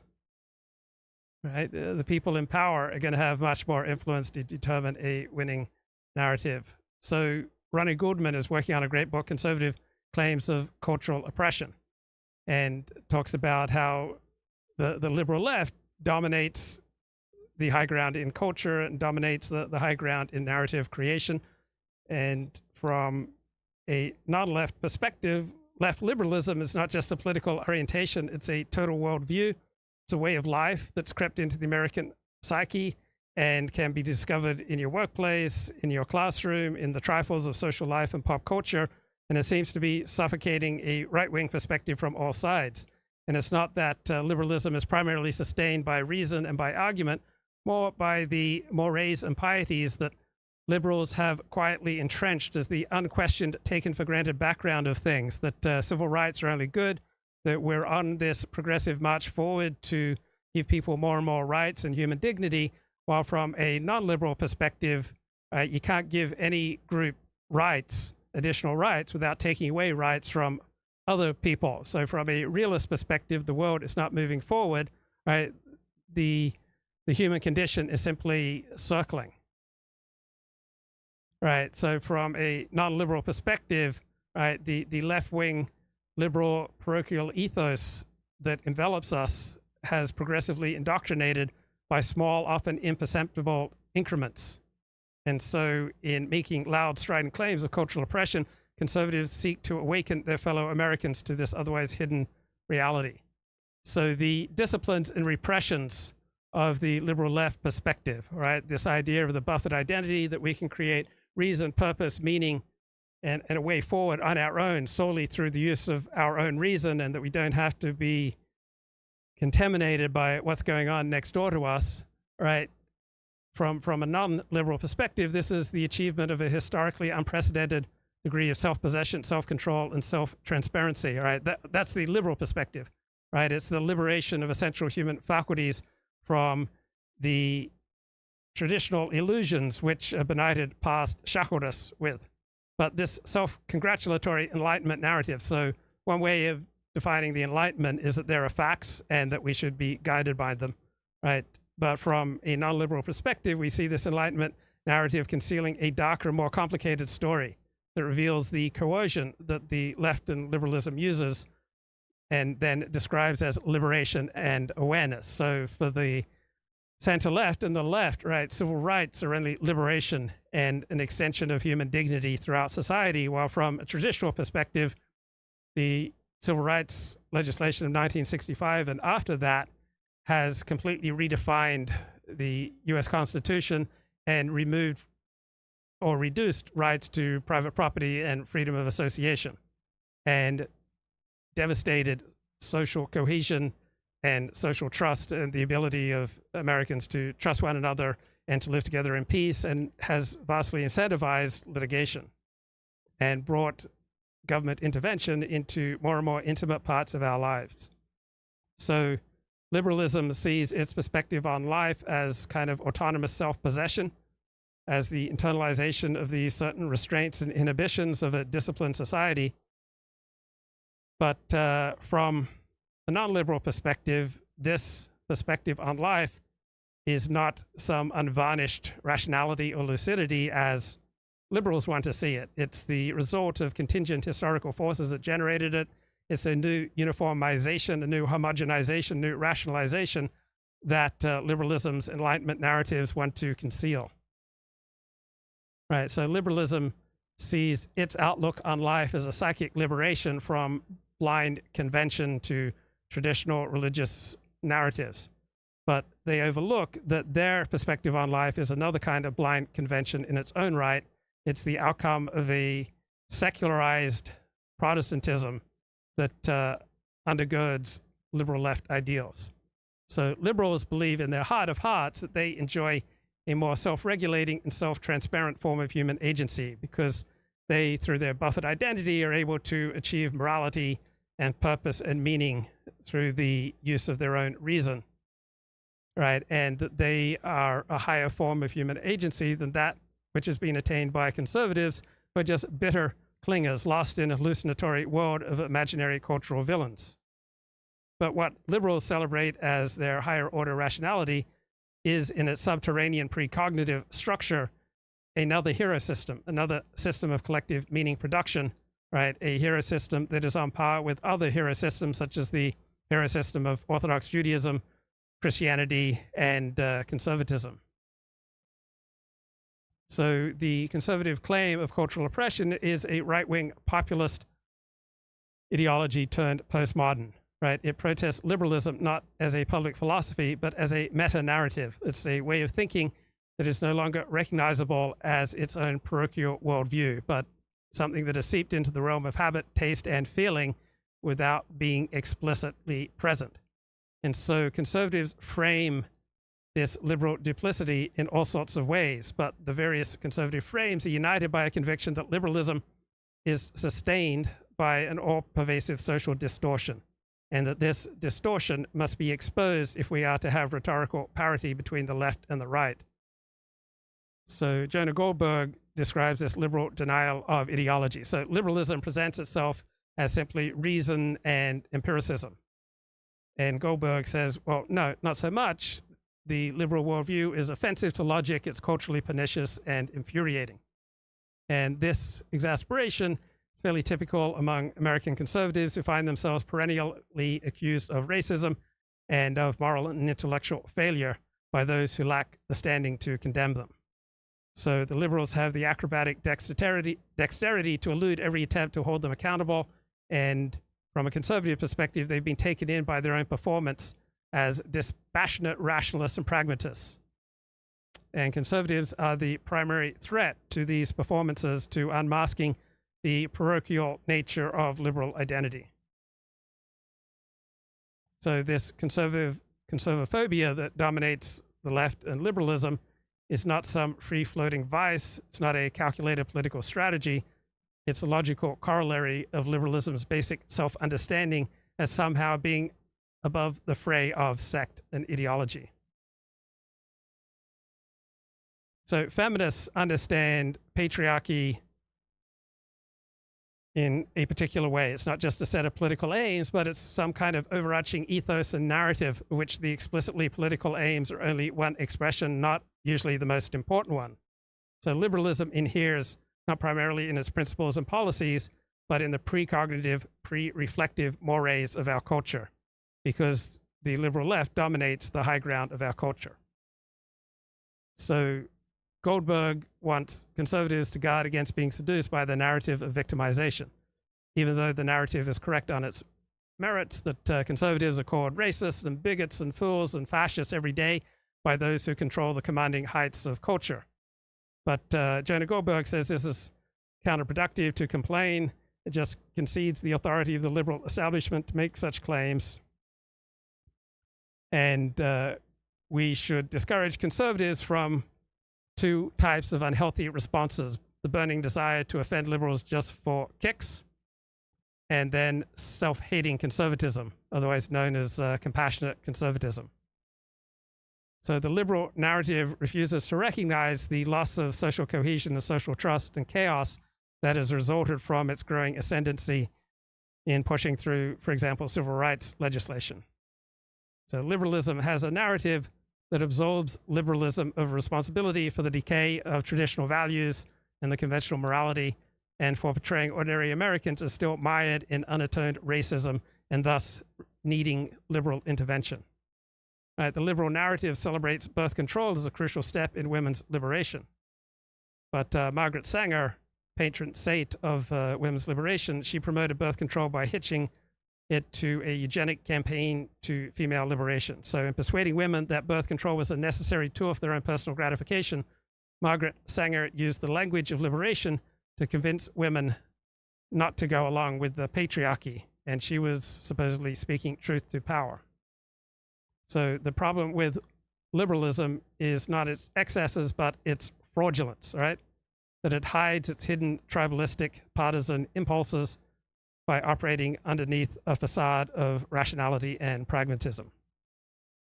So the moral relativism and subjectivism of liberalism is not the transcendence of ideology, as the liberal narrative has it, but on the contrary, these are ideological weapons through which to disguise the injuries which the people of fashion inflict on ordinary people. So the latter's moral degradation augments the political and cultural capital of the left, no less than vast armies of low-wage workers augment the profits of industrialists, right? This degradation of ordinary people is the currency of liberal ambition, just another way for the anointed to set themselves up against the benighted and their moral religious traditionalism. So our political attitudes, writes Ronnie Goldman in this great work in progress, Conservative Claims of Cultural Oppression, emerge out of synaptically encoded moral narratives, meaning that our brains are wired to need a narrative, to need a hero system. And we all have these narratives comprised of heroes, villains, victims, helpers, and so forth.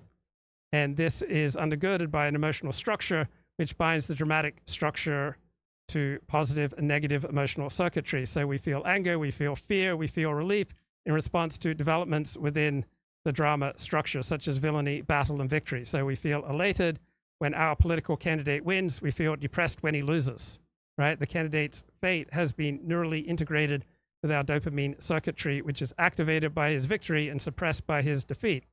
It's not that we are born with these narratives, but the foundations to these narratives become physically encoded in our brains quickly enough that they become the lens through which we see others and ourselves. Now, our choice of politics and candidates can change, but the deep narratives that drive our choices are resistant to change because they've been synaptically encrypted into our physiology. But to the extent that we change our politics, it's because language has changed our brains, because the right words and the right images have strengthened some synaptic connections while weakening others to the point that political reorientation becomes possible. Maybe play a little bit from the electronic Intifada. It doesn't matter that Israel is losing the war because this is only God testing them and there will be some kind of change. And they're saying things like, we don't need weapons from the United States. We don't care if Biden stops the weapons because we will win by the grace of God. But these 15%, I mean, it's less than 15%. The 15% are the National Orthodox Jews, but not all National Orthodox Jews are as fanatic and messianic let's as bring Brendan Halsey Smotrich. English back onto the show. Halsey, how are you, man? Thank God. How are you? Baruch Hashem. It's great to hear from you. Yeah, I apologize if it doesn't work out so well. I'm on my phone, so No, you sound fine. You sound fine. Okay. Great. Anything you've heard today you'd like to comment on? No, I was just listening. Every time I see Dooovid anywhere, it just pisses me off because the guy is so full of crap. I don't even know. I would love to know why he does this, like why he just blatantly lies about being like a Jewish scholar and having this yeshiva background and all of that. And like I don't know if it's because he just likes getting attention from like people like Adam Green and Richard Spencer and people like that, or if he just likes that people like call him a scholar or something. It drives me crazy. Right. Oh, I think we all tend to gravitate towards that which brings us the kind of attention that we feel we deserve. Yeah, I mean, I guess that's true, but it's I find it infuriating. That's why I usually don't even interact with him. I just leave it alone. But occasionally, like, I'll see him on a podcast or something, and just I start talking. So, what has your live streaming been like the last few years? It seems to be somewhat reduced. You seem to be putting less time and energy into live streaming. Yeah, I don't really have much time to live stream these days. I still do my Wednesday show, and occasionally, like when people invite me, if I have time or if I'm in the right area, I'll come on board, and talk for a little bit. But I haven't had a lot of time to live stream lately. So live streaming, like anything, can become an addiction. Is there anything that you have learned or anything that you experienced that perhaps surprised you as you put your time into other endeavors aside from live streaming? I think we all get wrapped up in the idea that the internet is real life. And then when we come outside of our internet bubble and out of the echo chambers that we get forced into by the different algorithms, I think we realize, like, wait a minute, the whole world doesn't know or care about half the things that we seem to think are important. Yes. Like, I mean, it's really amazing when you think of like that. If you go online and you Google, like, let's say on Twitter, you Google Nick Fuentes, right? Like, you would think he was like kind of this really famous person that has this huge following and all of this stuff, but go out in the real world and mention his name and 99% of people will have no idea who you're talking about. And if they just like remember the name and go home and look into it, they'll come back and be like, oh wow, that guy's a real piece of shit. Why would you spend any time like looking into him? I vaguely recall, and this is something you discussed publicly, but a few years ago you were talking about moving towards a more isolated and rural life. Did that happen? No, not at all. I'd like to wish it did, but it didn't. I still live in the same place. Right, and I didn't want to, I don't want to get too personal, but you were a major deal in live streaming, and that that feeds our ego when we receive adulation and respect and numbers of people who are listening to us, and then you put your efforts elsewhere. Did you miss the attention and the adulation that came with constant live streaming? Just the opposite. I appreciated not having a microscope up my ass every 10 seconds. Like it's better to get to know humans and people and whatever, like on a more, like, I don't even know what the best word is, like on a more personal level, than to have 90% of the people who claim to either like or dislike you not know what you think about 90% of things.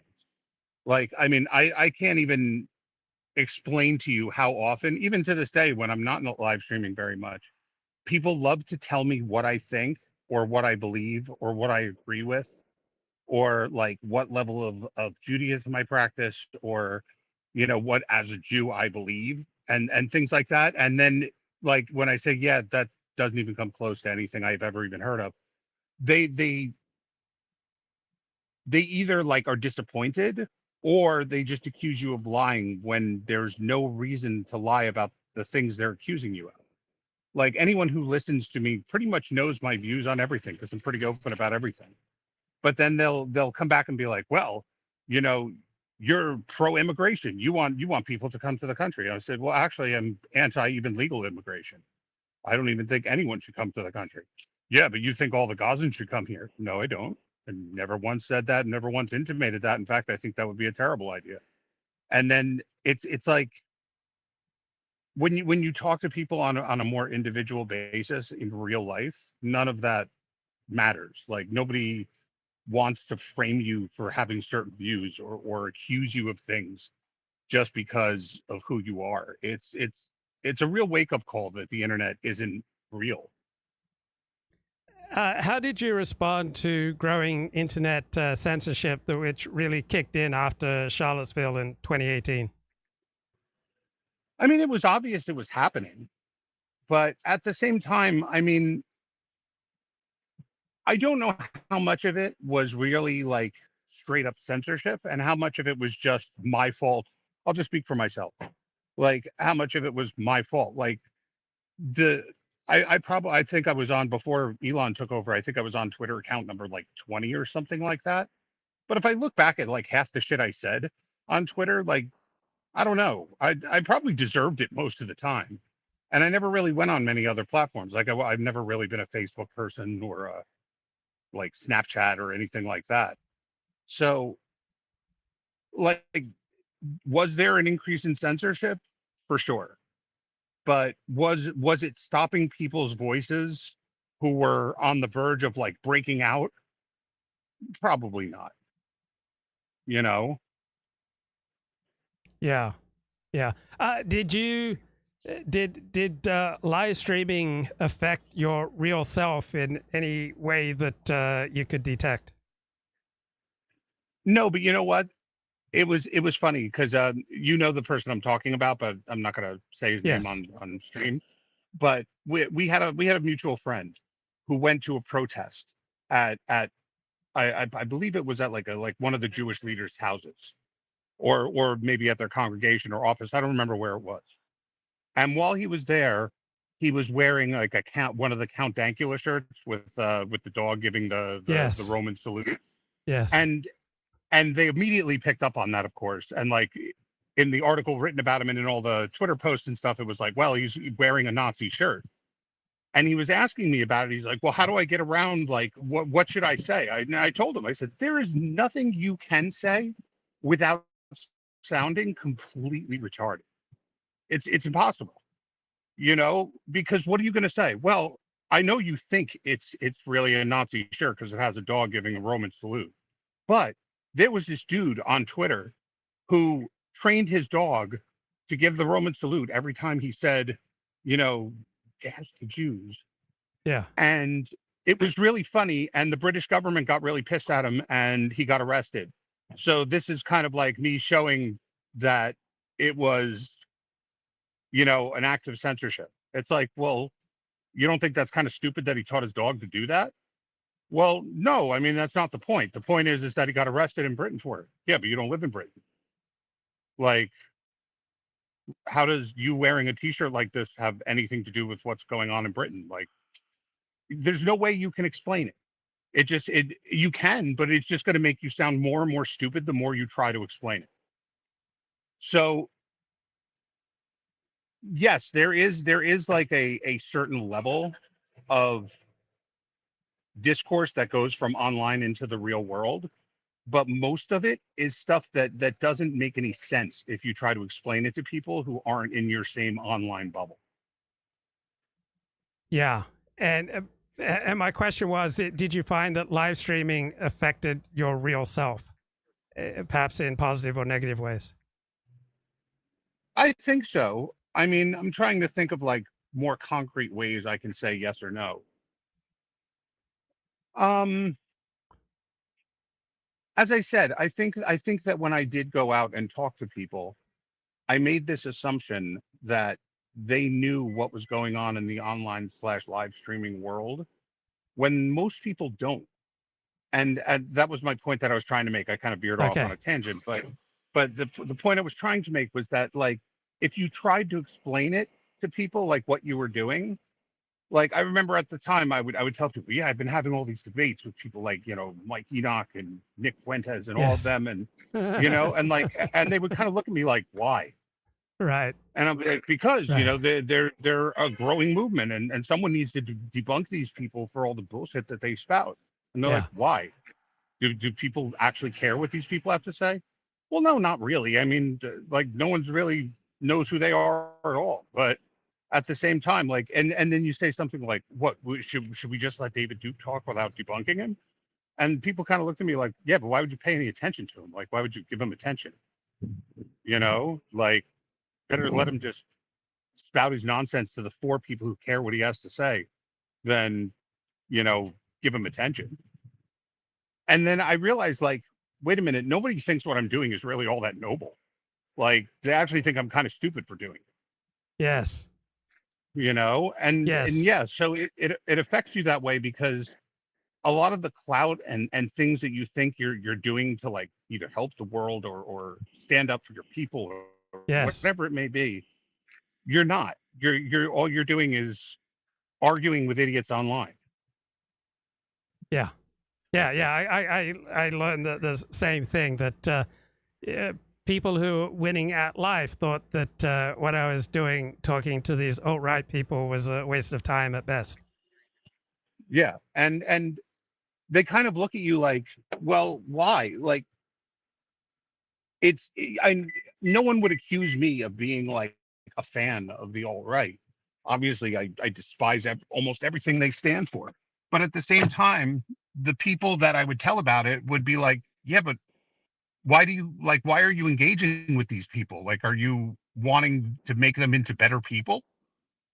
Because even if you debunk them, you're not going to change them or their followers or anything else. And it's kind of like, yeah, well, I just want the truth to be out there. And they're like, yeah, but everybody knows the truth. Like, nobody buys into this neo-Nazi garbage. Like, it's just not a thing.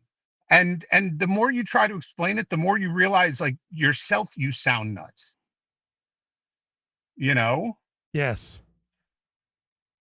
Yeah, we learned some similar lessons there. How do you see the trajectory of Israel? It seems to me that Israel's in a very tough place, that approximately 500,000 Israelis have left the country since October 7. And according to polls, it seems like morale is collapsing in Israel because they're not thrilled with their political leadership and their political options. What do you see as the current trajectory of Israel? I don't see much of a difference at all. Because the things that are being advocated for, like any solution to the problem there, like, let's say I bought into the idea of a 2-state solution, the more you look into it, and people in our government, people in their government, and people in all of these peaceful organizations and people in the right-wing organizations, the more they look into it, the more they'll admit it to you. The idea of a Palestinian state and Gaza and the West Bank, even if they were completely peaceful, you're talking about an area of land that's the size of like New York City.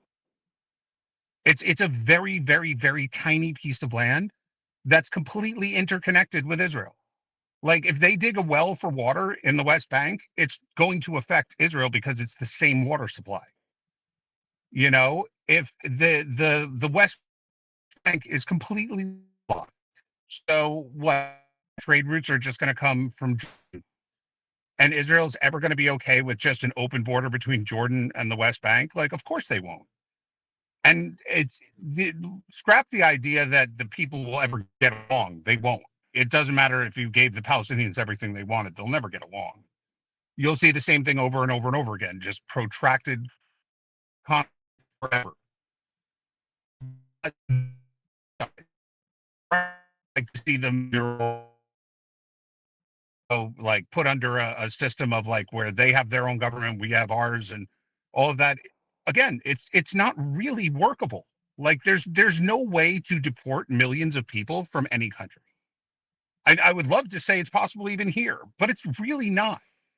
You know, it's really difficult to round up millions of people that don't want to go somewhere and force them to go there. It like without using extreme violence to do it.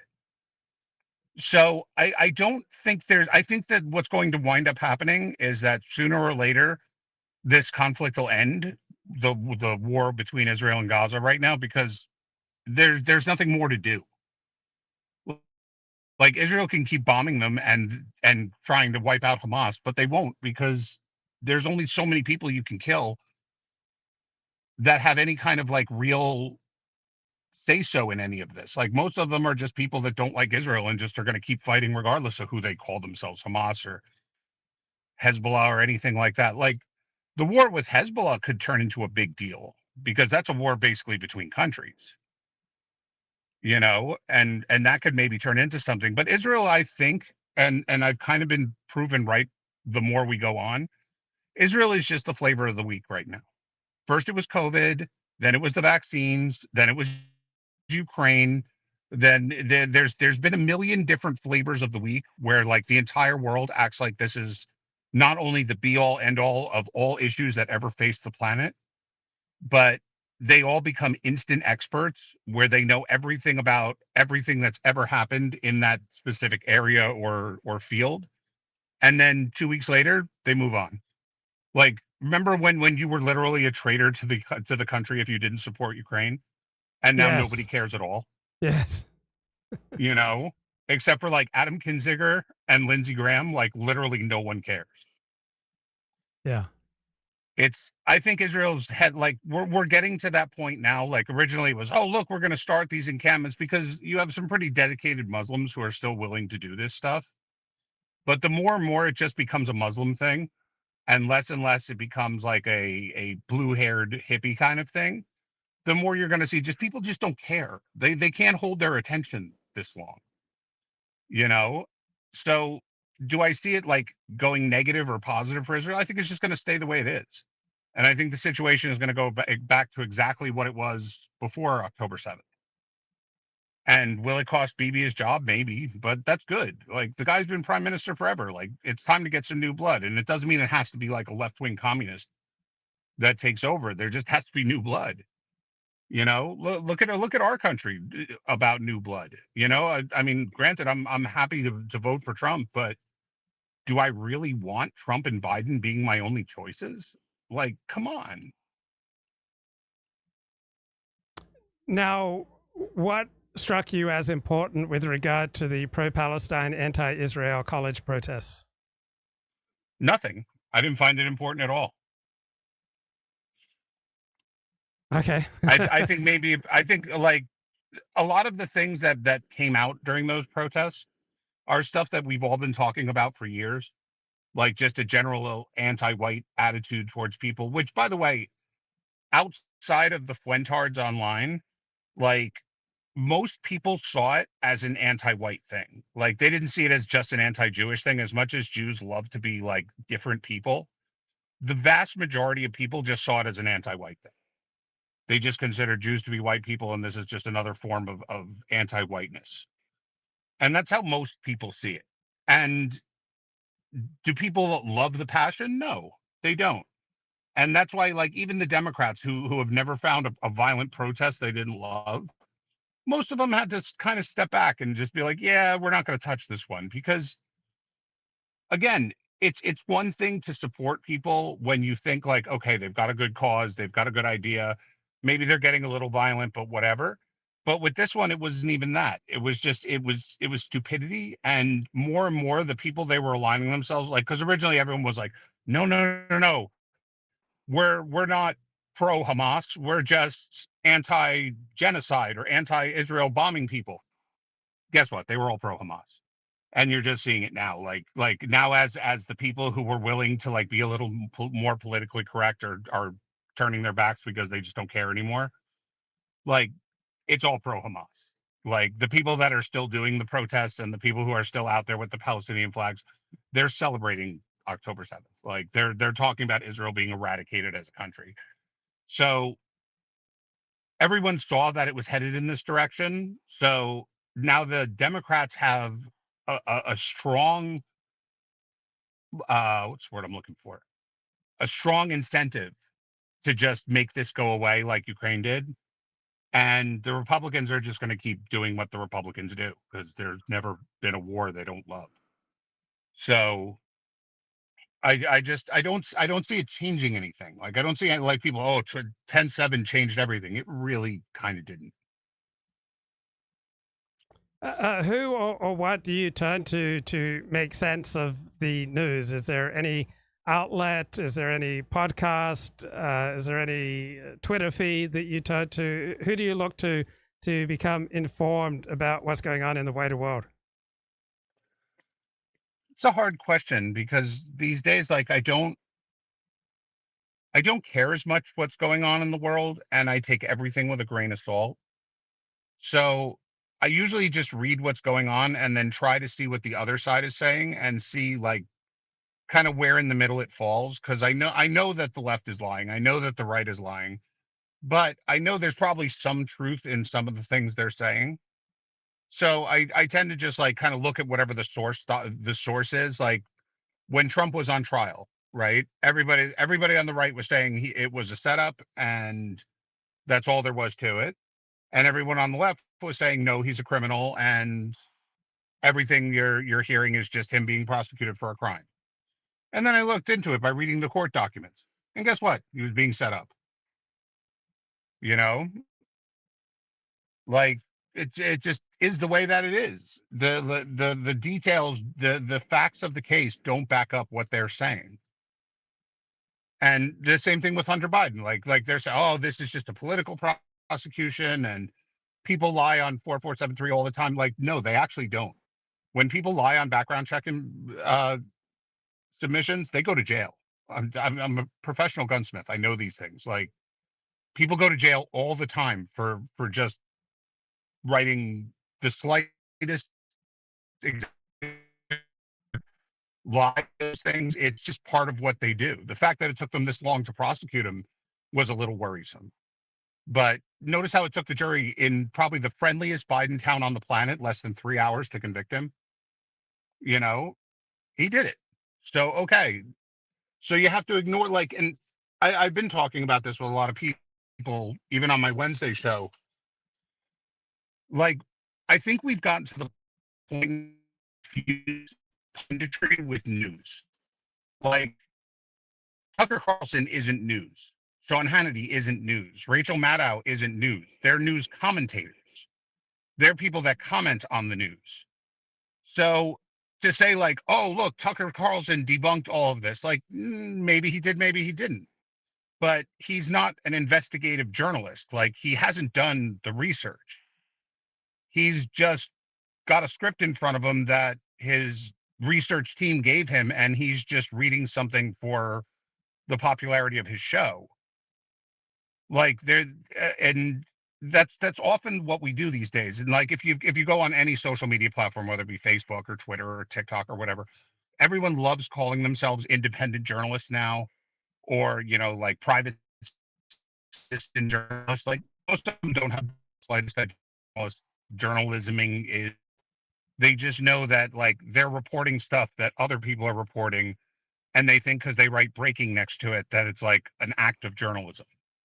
Like they don't have any way to verify sources even if they wanted to. So I take everything with a grain of salt, and I tend to turn more towards history these days. Like I just like reading about history. And when I see something that's bothering me, I kind of look into the history of it to see where things were before people got insane about it. So are you more or less pessimistic about the trajectory of the United States compared to when I was last talking to you in 2019, 2020, when you were quite negative about the trajectory? I'm mixed on it, because financially we are headed for like a cliff like we've never seen before. Like the amount of debt that we have, and at this point are, I mean, I don't think there's anyone out there who would disagree with me. Like we are not on a solid financial trajectory. Like we're coming to a day of reckoning. What is it going to do for the country? Well, I would say I'm pretty positive about it. This change will have to come together. Like if there's no money for things, you can't just make money appear. Like I know we've been printing money for a while now and just giving it away to everybody.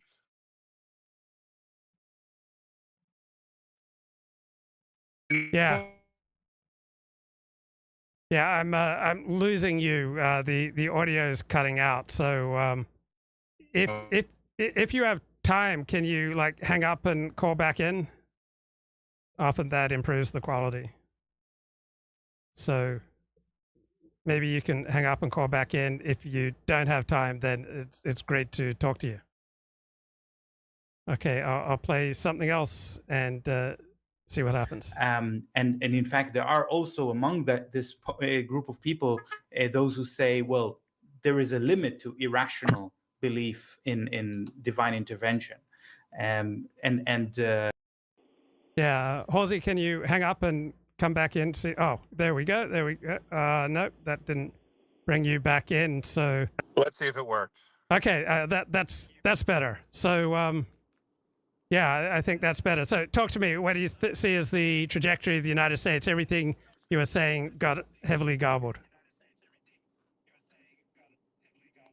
What I think is that when you look at the monetary situation, like things are going to change whether we want them to or not.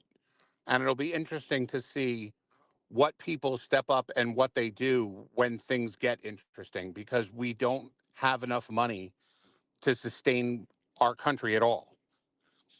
And we've spent so many years just wasting it on garbage and piling up debt that now, like, the simple things that we're going to need in the future, like a military and like Social Security and like the things that no one wants to cut, like they're going to have to be dealt with because there's not enough money to do it.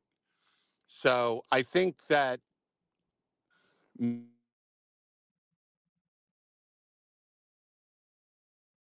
Okay, we're losing your audio, Halsey. Okay, maybe you can hang up and come back in. Yeah, we just keep losing your audio. So let me bring Claire Khaw in, and Halsey, if you can, just hang up and come back in. Claire, anything you've heard that you want to comment on? I just the comment on your title about who determines the winning narrative, and I suppose for people who claim to believe in God, it must surely be the divine narrative of redemption after repentance. So those who believe in God have the winning narrative? Is that what you're saying? Well, those who believe in God would have to believe that God will dispose of affairs in a way that is morally satisfying, even if we're not quite sure what he's going to do. And I believe I have a theory about the whole thing. Well, I do have a theory, and I'm just basically saying that Christianity is the problem, and both at a political level and in a theological level, because it's idolatry. So if God exists, he'll be annoyed at the idolatry of worshipping an executed blasphemer. And if God doesn't exist, it will be the reason why the West is in decline is because they don't have an official moral system, at least maintaining minimum standards of sexual morality, ensuring most parents are married parents. And that is a cause of degeneracy and decline, which can only be corrected by secular Quranism or Islam. So, are there any parts of the world where you see them on a positive trajectory? What you mean, Muslims? Any part of the world? Well, we know that the Iranians got their country back, and they are the most powerful Islamic state in the world. And well, I mean, that's all I can say, really. And as for the other Muslim countries, they don't follow their religion properly. But then the solution to not following your book of rules properly is to follow it better next time. It's like a recipe book that you don't bother reading or following. So is there anything that you want to say that is not a repetition of secular Quranism? Not really. Why were you asking about the winning narrative? You're talking about Israel, aren't you? I'm talking about any narrative. When a major event happens, you'll quickly notice that there's a very similar emotional tone and a very similar narrative that is dispensed from the mainstream media, whether it's from the BBC or the New York Times. And I'm just wondering, why is there usually one dominant narrative for almost every major event? Because the CIA knows what it wants us to believe globally, so that's why it has this dominant narrative. The BBC CEO used to be called the content controller, and that was so obvious what they were doing all along. So this content controller manages our expectations and manipulates our moods by quietening us down, especially during Christmas, where everything is supposed to be quiet and nice, and creating narratives of political parties. We're having a general election on the 4th of July, and basically the narrative is that the Tories are now unelectable. It's got to be Labour. It's got to be Labour. But it's been repeated many times over the decades, with a similar managing of our expectations. And is the public just passive recipients of elite narratives, or does the public get to play a role in which narratives become dominant? Well, they can choose to believe it or not believe it. And I think this dominant narrative is meant for the eyes and ears of the average female voter who won't be interested in geopolitics, probably doesn't understand her own history very well, and certainly isn't interested in the histories of other countries the American empire invades. And what I've noticed about Ukraine was that Zelensky was chosen specially for his ability to appeal to a certain demographic, women of a certain age who think, he's got a full head of hair, he was a comedian, he's got a nice looking wife, that sort of thing. I mean, Guaido was, the kind of guy that I think was being deliberately promoted to attract the female voter.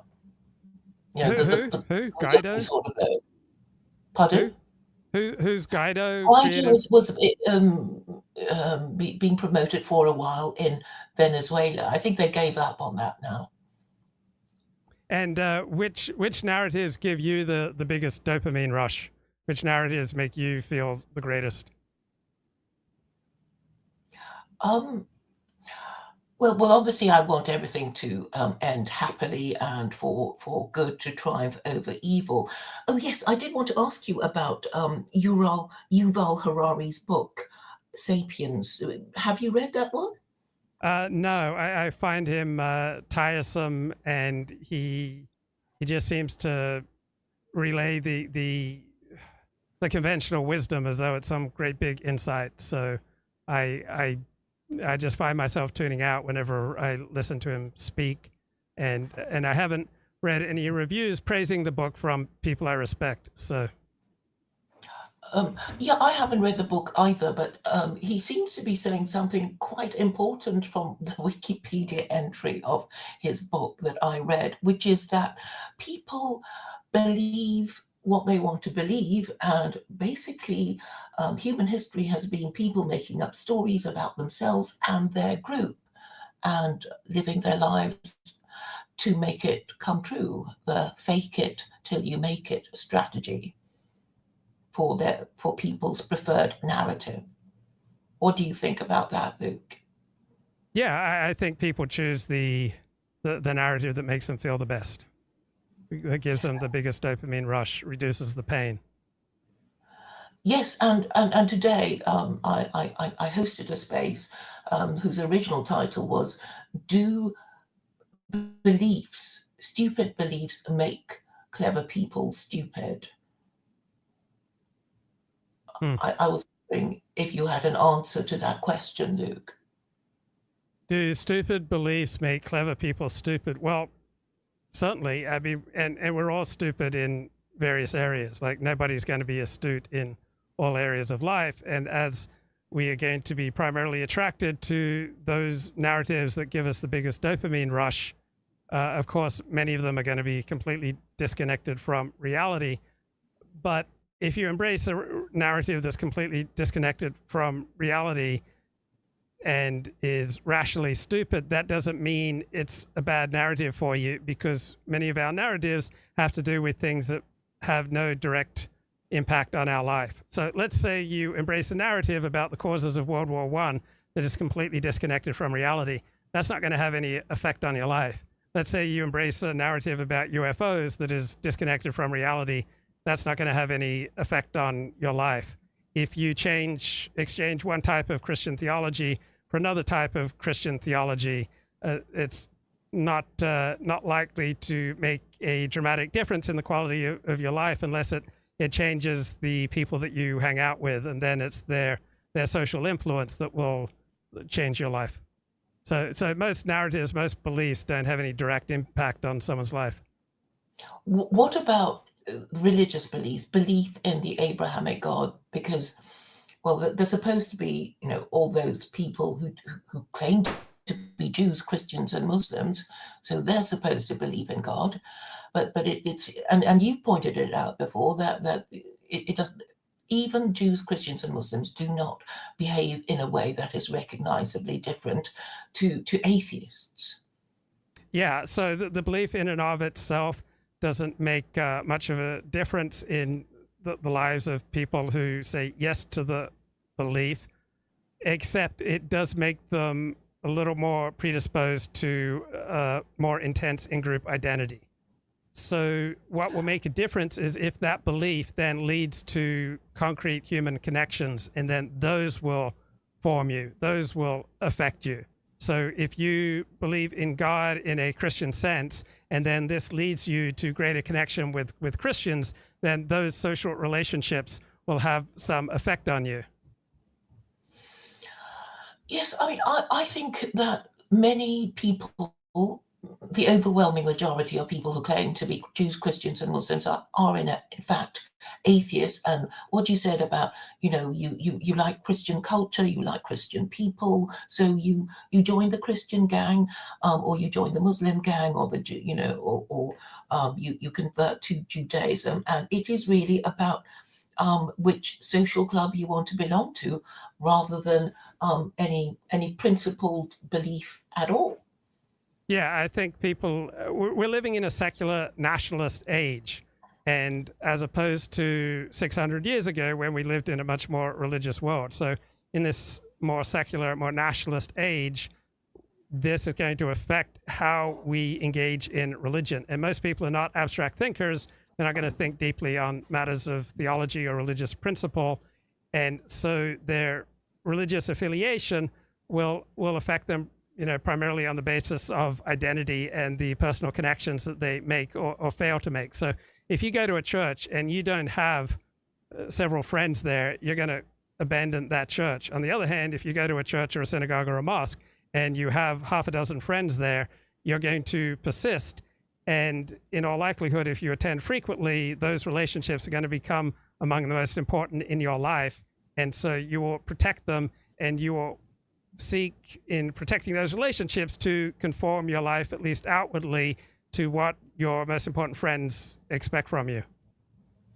Yes, but on the subject of religious principles, or just any principle, aren't we, at the end of the day, logically supposed to say that we're prepared to die for our principles? Well, that's just not the way the world works. I mean, very, very few people are willing to die for their principles. I think what you find is that people are willing to die for their family or for their closest friends. So Americans who fought in World War II, they weren't primarily driven by ideology or by promoting democracy. They were primarily driven by their connection with the soldiers that they fought with. It was those relationships that were the primary thing that shapes them. And so too, with your typical Christian, Jew, and Muslim, they're primarily driven by their closest relationships. If those closest relationships come out of a house of worship or a religious schooling, then they're going to be incentivized to conform their behavior with that which will enable these relationships to keep going. But certainly in a overwhelmingly secular nationalist world, very few people would die for a principle, and it simply would be evolutionarily maladaptive. So not many of our ancestors were willing to die for principles, or we wouldn't be here. Like in a fight for survival and in a struggle for the fittest, all right, those people who are less willing to die for principle were more likely to propagate their genes than those who were willing to die for principle. So our ancestors are much more likely to be killers and rapists than they were to be people who died for principle. And so we've got the genetics of killers and rapists and liars much more than we've got the genetics of martyrs. But these killers and rapists you mentioned, they surely die for the principle of patriotism when they are conscripted or expected to join in a war that will ultimately kill them. But that would be in service of Western imperialism, for example. Well, I think they probably did everything they could to minimize their chance of dying.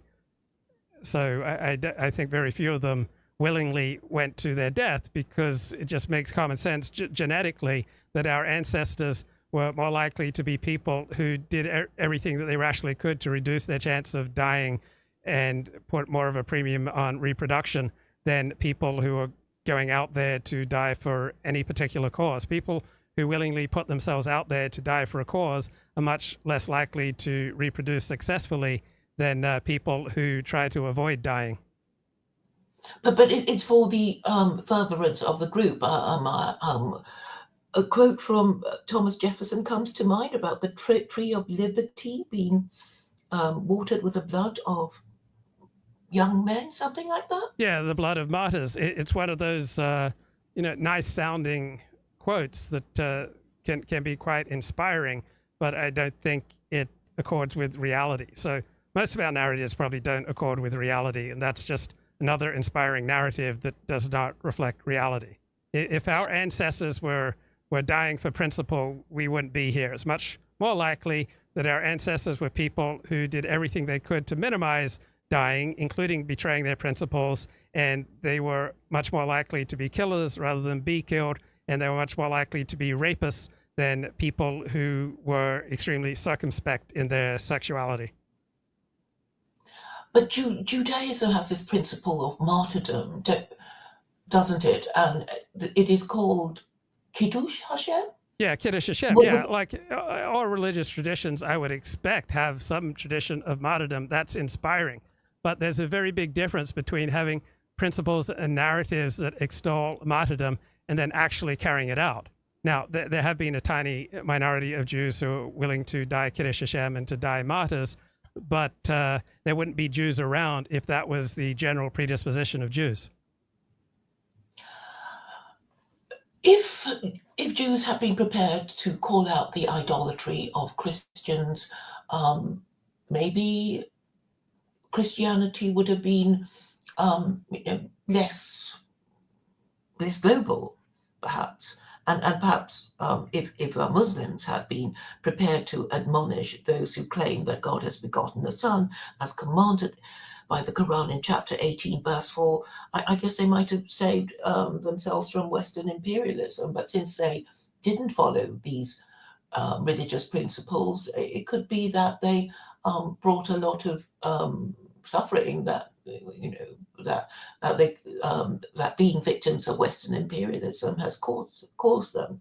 So maybe the jury's out on that. Well, almost nobody, meaning statistically speaking, nobody listens to what outgroups have to say about your religion. So I remember growing up as a Christian, the idea that the people around me gave a fig what Jews said about idolatry was just completely inconceivable. Nobody cared what anyone outside of their particular religion said. And so as a convert to Orthodox Judaism, no Orthodox Jew gives a fig what any non-Orthodox Jew says about God and religion, let alone what a Christian or a Muslim says. And so I can only imagine that for the overwhelming majority of Muslims, none of them give a fig nor look for guidance from Christians and Jews with regard to what's true. We're all overwhelmingly oriented to only listen to people who already share our narrative, who are already part of our in-group, and we are just predisposed to ignore the criticism of out-groups.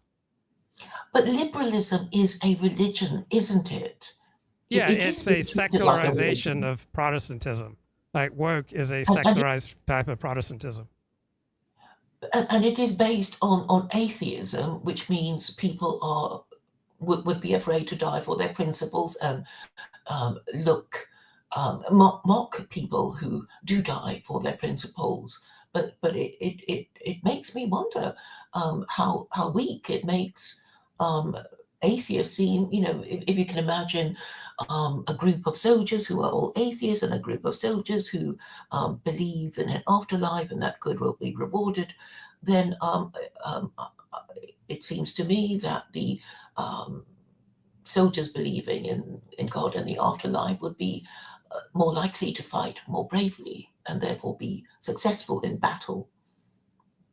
Right, but particularly in a technological age, the bravery of soldiers is rarely the decisive element in an engagement. What usually happens is the most technologically advanced, the most powerful armed forces wins over the less powerful armed forces, and the bravery of the individual combatant doesn't really have much to do with it. I mean, if one side has machine guns and the other side does not have machine guns, side with machine guns, I'm pretty sure, won most battles. Yes, I'm saying all things being equal, but outside warfare, I imagine people with religious principles that they hold to would be more prepared to defend them than atheists who will be prepared to pretend to believe in things they don't believe in or say things that they don't mean in order to acquire for themselves a higher status. Well, religious people on average have a stronger in-group identity and are more generous and more sacrificing for other people in their in-group than non-religious people. So people with a strong in-group identity are going to be much more willing to sacrifice for their group than non-religious people who tend to overwhelmingly lack a strong in-group identity.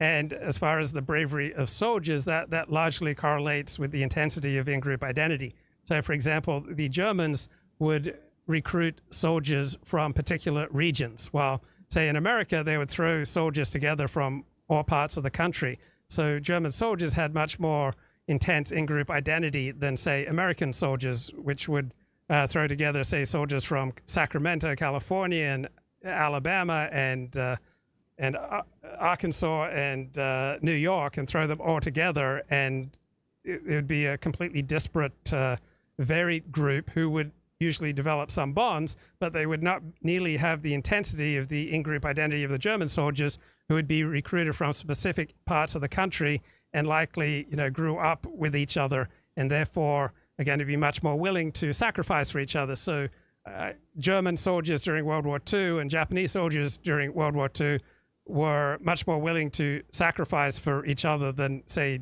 American soldiers were.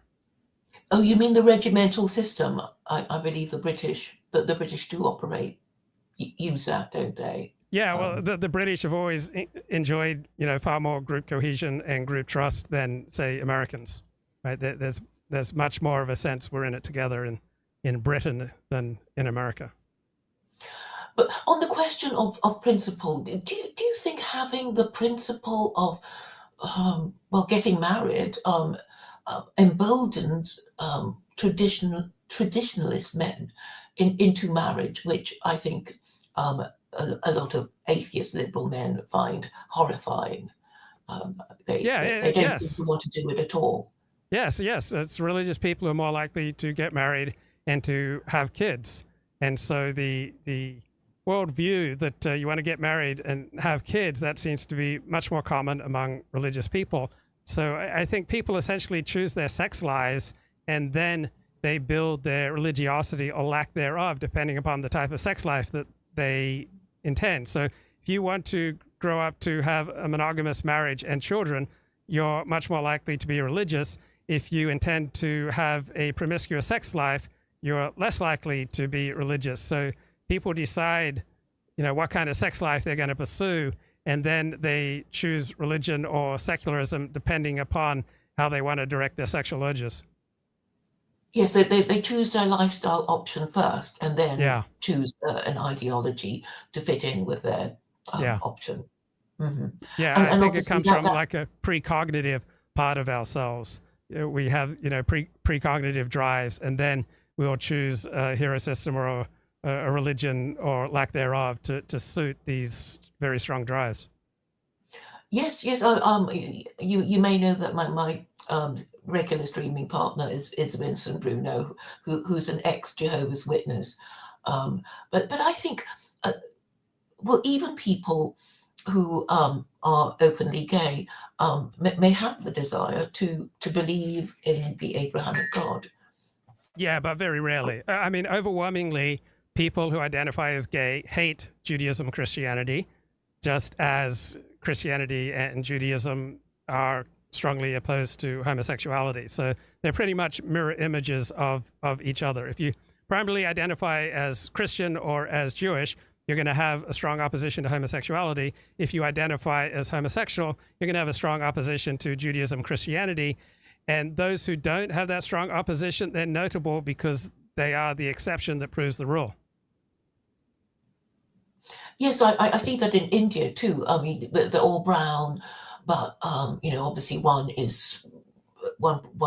worships idols and the other dislikes the idea of worshipping idols. It reminds me of ancient Athens and ancient Sparta, where they had, although they were the same race and worshipped the same deities, they had a very different idea of governance, with the Athenians practicing direct democracy and the Spartans something else. Yeah, the Spartans essentially had a society that places the highest value war and the readiness to go to war, and the Athenians had a different hero system. Yes. Why do you call it hero system? Instead of moral system? I'm curious about that. I got it from a book called what is it? The Fear of Death. I'm trying to. Is it the denial of death? What's Ernest Becker. So he wrote a book called The Denial of Death, and one point of the book was that our deepest fear is insignificance. And so that aligns with my pre-existing worldview that our strongest drive after survival is for status. And so to ward off a feeling of insignificance, we all subscribe to some kind of hero system, some kind of system that we're a part of, so that our individual lives are not insignificant, but we're really part of something that transcends our individual lives, that goes on after we die, that we're part of something that's eternal and transcendent and magnificent. And we usually get this system from our community. And this system tells us what's heroic and what's cowardly, what's good and what's evil. And even if you're secular, you still have a hero system. Like even if you're an atheist, even if you're a relativist, even if you're postmodern, you can't help but have instincts that view certain things as evil and certain things as good.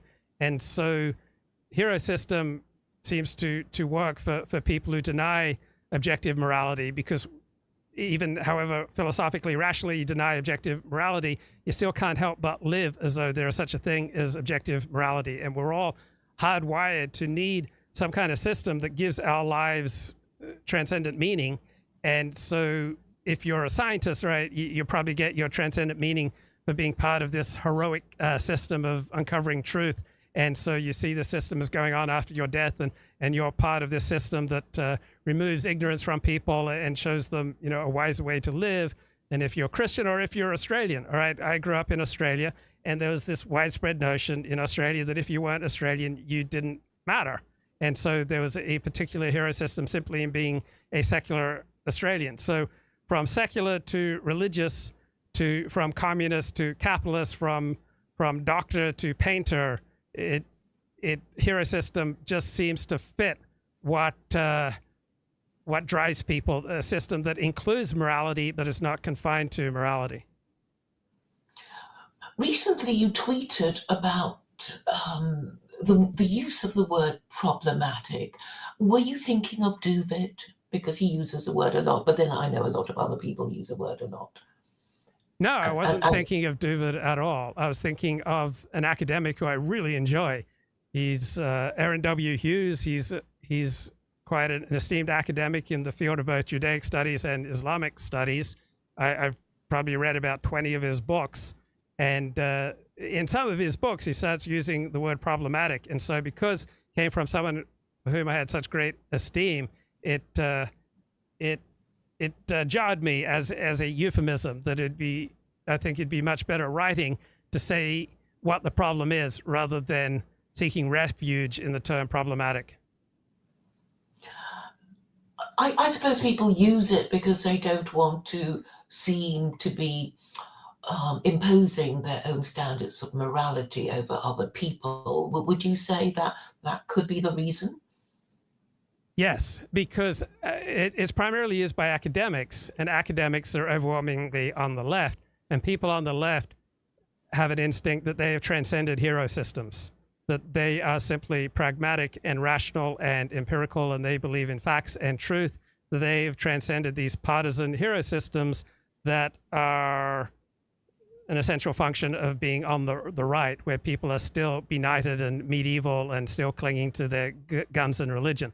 So if people on the left were to be explicit about why they use problematic instead of being more explicit, they would have to face up to the partisan and subjective nature of their own hero systems. And righteous, how do you feel about the word righteous? I think people kind of cringe when you say that word. Well, some people, like secular people and academics, loathe the word righteous, but they have their synonyms that make them feel good, like inclusive or empirical or rational, or their sense of identification with those who use the word problematic. So we use different words, but the words and the particular narratives, are employed by people to get a dopamine rush and to ward off the feeling of insignificance. But righteous is a word used by people with a more friendly attitude towards traditional religion, and problematic is used by usually people on the left who are in academia. So this academic you admire, he's he's an atheist, is he? Yeah, I'm pretty sure he's an atheist, but I admire the quality of his scholarship. I don't admire his atheism. But I believe that every hero system and every worldview comes with its certain strengths, right? There are reasons that certain narratives have perpetuated themselves for hundreds and thousands of years, and that's because they have conferred an evolutionary advantage. So there are areas of life where I believe the atheist is going to see things more clearly than the believer. Then there are other areas of life where the believer is going to see things more clearly than the atheist. There are going to be areas in life where a left-wing perspective is going to be more adaptive to the circumstances. Then there are other situations in life where a right-wing traditionalist approach will be more effective. In some circumstances, a communist approach is going to be more effective. In other circumstances, a xenophobic right-wing dictatorial approach will be more effective. So I recognize that different hero systems come with different advantages. Recently also, you tweeted about masculinity. I think I might have not listened to it as attentively as I should have. Did you arrive at any conclusion about what masculinity should be or is? Well, I think what it is measured by how much income you can bring down if you can do it in a legal and upstanding manner to provide for your family, right? That is the bottom line of how masculinity works in the real world. So if you are unable to bring in sufficient income to properly take care of a spouse and a kid and kids, or if you don't have a spouse and children, then you're not regarded as masculine. You have an emasculated, marriageable. Right. Or You're not marriageable by the marriageable woman. and you're not masculine. So the primary purpose, given that the state overwhelmingly has a near monopoly on violence, so you're not usually called upon to defend your family from physical violence. So the overwhelming definition is, can you provide for a family? And how well can you provide for your family? Yes. So I going back to what we were saying earlier about righteous. I mean, I would say righteous means principled, but these days, if you stick to your principles, you are mocked for probably being an extremist or a radical or a fundamentalist. All bad words. But all you're doing is trying to stick to your principles, which, if they go against the state, will get you called names. But with regard to men and masculinity, surely the most important principle of masculinity is the requirement to defend property, territory, women, and children. And if they don't, if they're mostly atheists who are bachelors or gay or transgender, then they won't be defending their territory or their women or their children. And this, I think, is the real danger of atheism, in my view.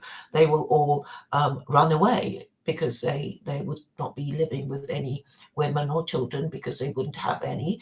And that may explain why the older civilizations still claim to have some kind of religion.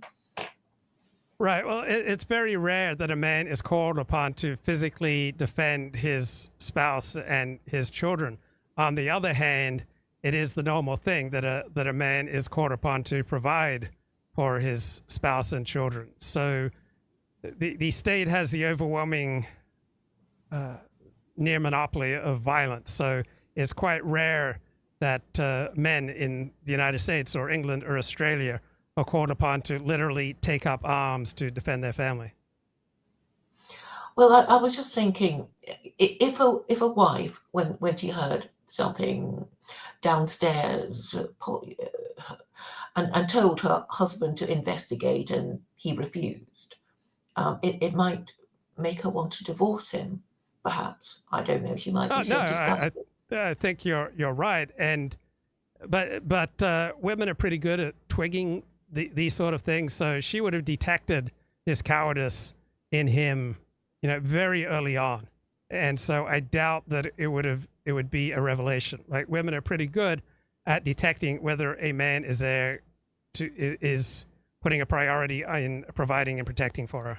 Just like we detect all sorts of traits, whether a man is likely to cheat on you, whether a man is likely to treat you honorably, whether a man is likely to conduct himself in an esteemable fashion so that he has the respect of the people who are important to you.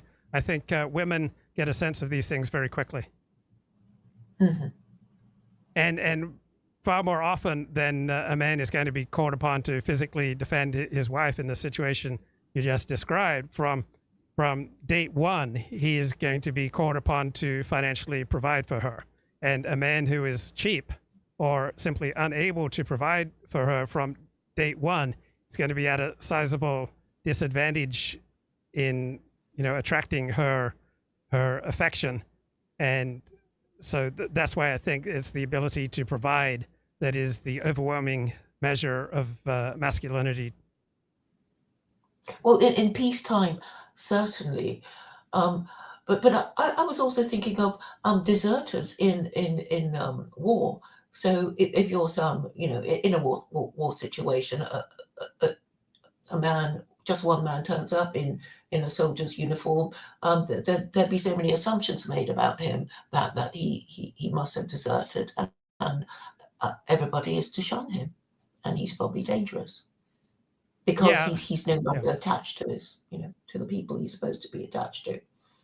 Right. I mean, all groups develop hero systems by which those who shirk their responsibilities, particularly those responsibilities that cut against your individual advantage. And so people have to be shamed to act for their community against their individual advantage. And so all groups have ways of directing scorn towards those who are freeloading.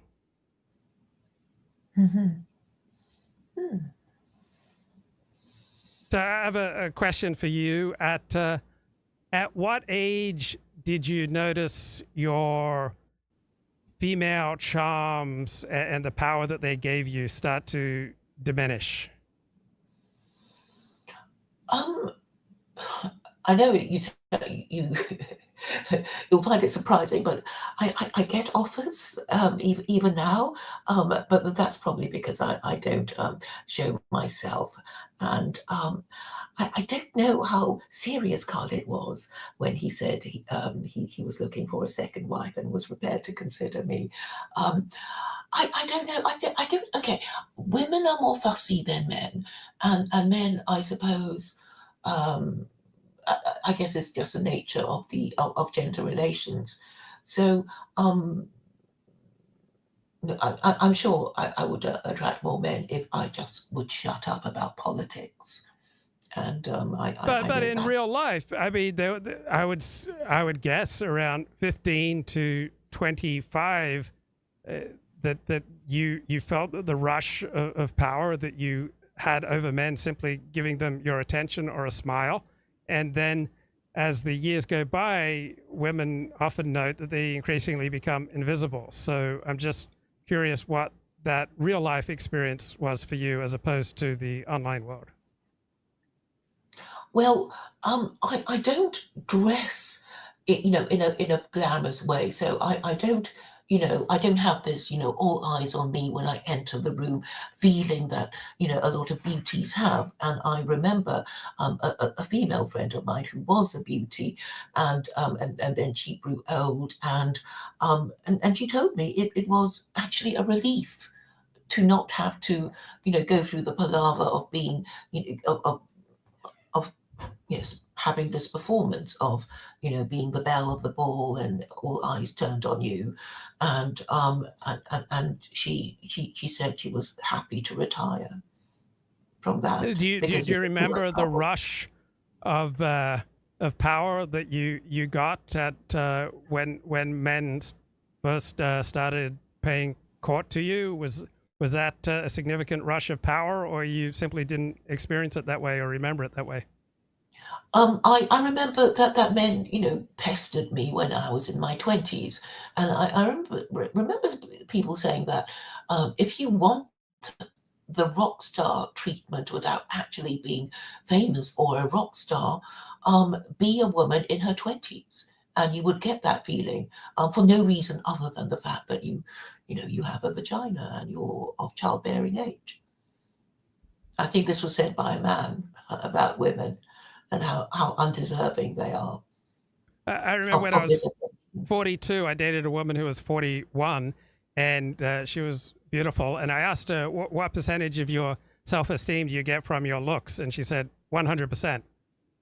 For you, say in your 20s and 30s, what percentage of your self-esteem came from your looks? I suppose I didn't really think of myself as being that attractive, and so I actually I didn't appreciate it that much at the time.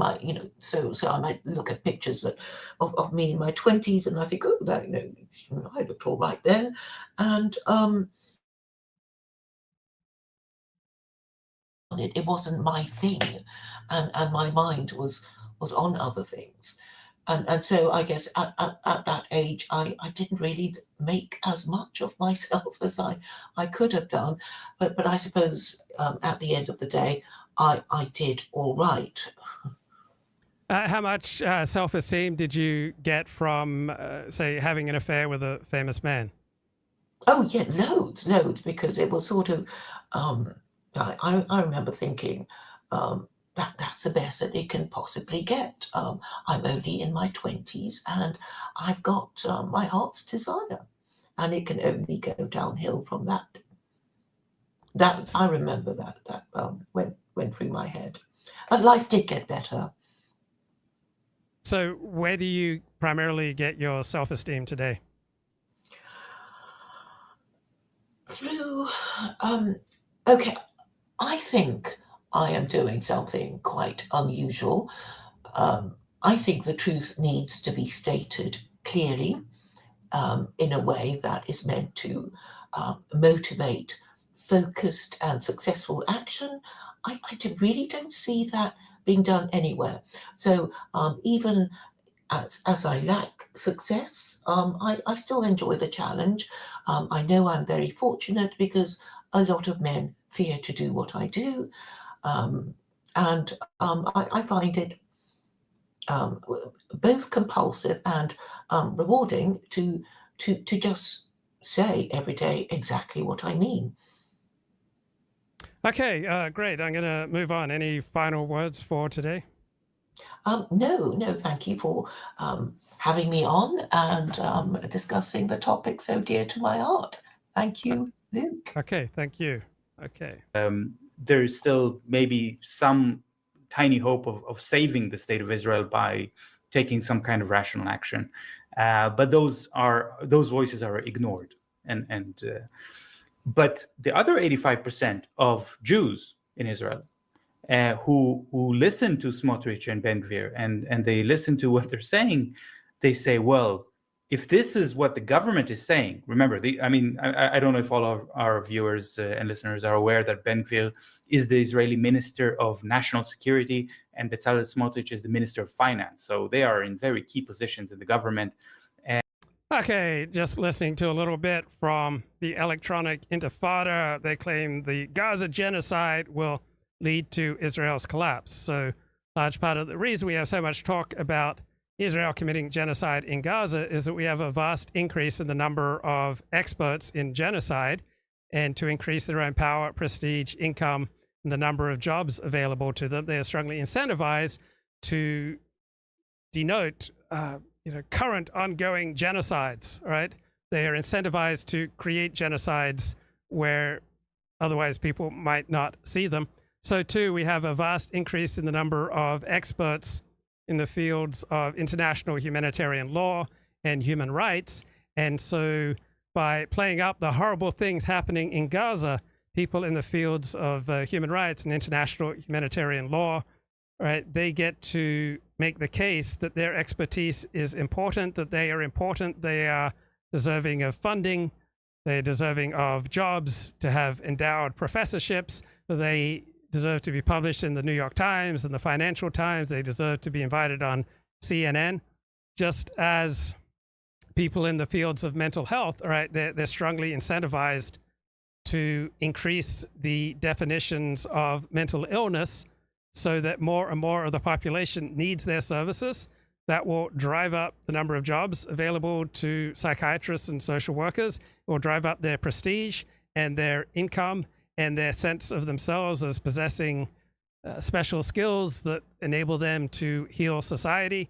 If you are a specialist in trauma, right, you're incentivized to see the world through the perspective of trauma. So almost all human ills have been related to a cause of trauma.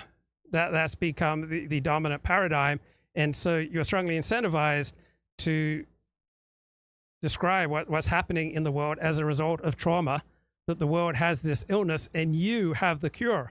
So this will create more prestige for you, more demand for your services, more jobs for you, more income for you.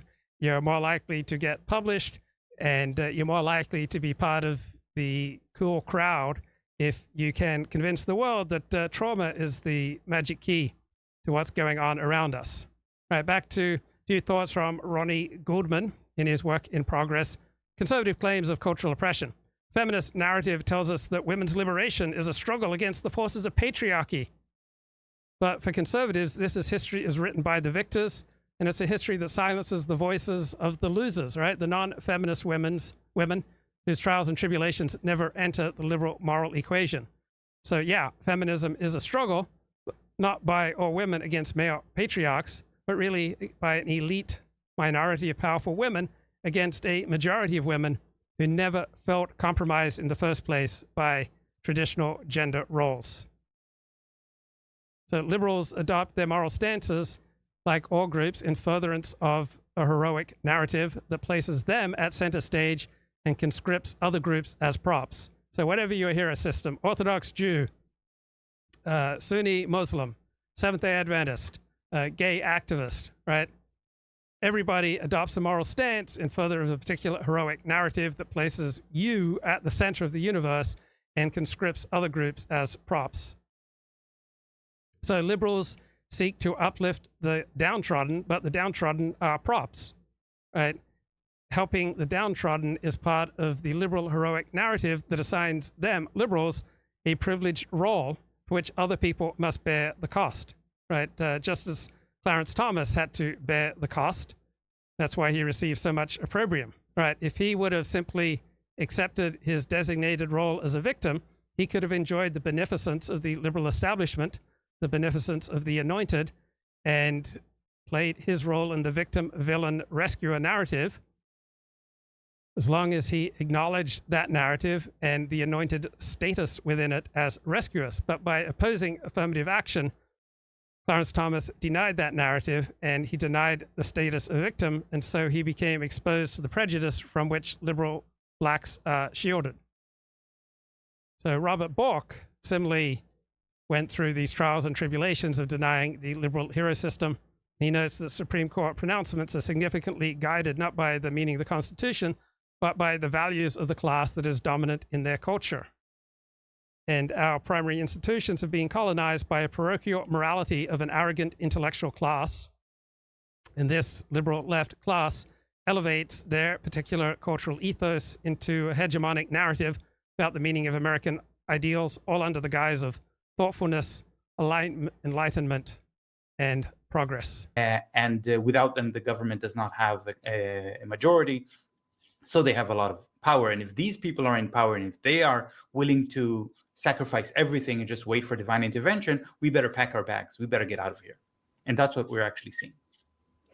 Can you talk a little bit more about that? The phrase Zionism is being talked about in the past tense really jumped out at me. Can you talk about what it...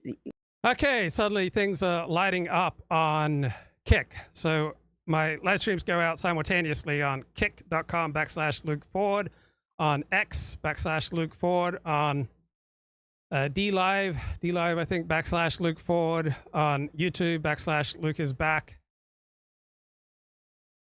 on 6 different places. And so here on kick.com, what's my birthday? May 28, 1964. Thoughts on the wall. The Western Wall, well, it is the outer wall of the temple. And so it has great historical and emotional resonance for people who believe in that traditional Jewish perspective in life. We got a gay activist here in the chat, right? So we all have a hero system. And so gay activist is one hero system. And I'm an Orthodox Jew. That's another hero system. There's no objective measure of hero system unless you want to claim that, this is the objective measure and all other hero systems fall short. Should liberals be burned alive inside tires? I think that's a terrible idea. Chat says Israel is the victim. Right, so there are plenty of perspectives and prisms through which you can see the Arab-Israeli conflict through that particular prism that Israel's the victim, and then there are other prisms through which you can see it as Israel as the aggressor. So it all depends upon your particular hero system. Am I Jewish? Yes, I am a convert to Orthodox Judaism. Thoughts on Black Lives Matter? I think it's been a disastrous form of activism responsible for about 100,000 additional deaths by discouraging policing, which has led to a vast increase in murder and in reckless driving and the death of drivers and civilians. Okay, and other questions here that completely beyond my ken. So I just read a great essay by my new favorite scholar. Her name is Amanda Alexander, and she is at Australian Catholic University. Amanda Alexander, Australian Catholic University. Let's see if I can find a picture of her. So she is a legal scholar, and I love her work. So I've just been going through many of her essays and contributions to various books. So do I think the Old Testament is superior to the New Testament? Yes, I do. I never resonated to the New Testament. So I grew up the son of a Christian evangelist and theologian. My father did 2 PhDs essentially in Christianity and Christian thought, did a PhD in rhetoric at Michigan State. He did his thesis on rhetoric of the Apostle Paul. He did another PhD in apocalyptic, meaning the teachings of the book of Daniel, in particular chapter 8, verse 14, I believe, apocalyptic religious teachings about the time of the end. And in part as a punishment for my lies, and in part because he wanted me to learn these things, starting in about 3rd grade, I'd have to read 30 to 40 dense pages of Christian apologetics every day and type a 1-page summary to demonstrate that I understood what I was reading. So I learned all the arguments for why Christianity was true, but at the same time, I developed an emotional loathing for Christianity because this assignment took me away from playing with my friends and having to, go through these dense theological and apologetic works that were of no interest to me. So the New Testament does not reflect reality as I experience it. On the other hand, the Hebrew Bible, what Christians call the Old Testament, is much more reflective of reality. So the Hebrew Bible shows flawed people, while the New Testament portrays Jesus as God's son on a divine mission to save humanity, and by vicariously participating in some ritual or faith affirmation, you can then live eternally. That doesn't ring true to me. It doesn't seem particularly honorable, but I could relate to the stories, the narratives, and the main flawed characters in the Hebrew Bible much more than I could with the Greek scriptures. So Amanda Alexander, I'm a big fan. And in 2007, she published a terrific essay called The Genesis of the Civilian. So civilian isn't some kind of eternal category that goes on down through the ages. Right, so the civilian is a specific way of viewing non-combatants that can be traced to the First World War. So before that war, non-combatants were seen by the law and by prevailing cultures as citizens, and it was essentially taken for granted that citizens would share the fate of their state. But now, in the modern view, the people in Gaza should not share the fate of Gaza. Right? They should not share the fate of the entity that controls Gaza, Hamas. Do I find the Hebrew Bible bleak and the omniscient God to be cruel? No, I am able to relate to the Hebrew Bible. So there are certainly bleak passages in the Hebrew Bible, but it seems to match the bleakness that's there in life. And then there's also a lot of love and celebration and happiness and joy in the Hebrew Bible as well. So I don't resonate with the Greek scriptures. I do resonate with the Hebrew Bible. So prior to the First World War, the citizen was seen as potentially and likely aggressive and essentially bound to the fate of his state. Now we think that the people of Gaza, they should not have to bear the price that their state, that their entity, that Hamas is facing. But prior to World War I, it would have been taken for granted that, of course, the people of Gaza will have to bear the fate of the entity that governs and runs their lives. So prior to World War I, right, the citizen was granted only minimal protection by law. Right? There was no violation of the laws of war if necessary to starve the citizens of a country. But the First World War brought about technological change and a propaganda effort that transformed citizens into civilians. And so civilians were seen as essential to the war effort, which meant that they were now a legitimate target. At the same time, citizens were feminized, described as vulnerable women deserving of protection. So today, citizens attract the protection of international law. They attract the attention of the world. So the fate of the citizens of Gaza is the primary concern of the world's news media. And so among many observers of the Israel-Gaza conflict, the plight of civilians is the foremost concern.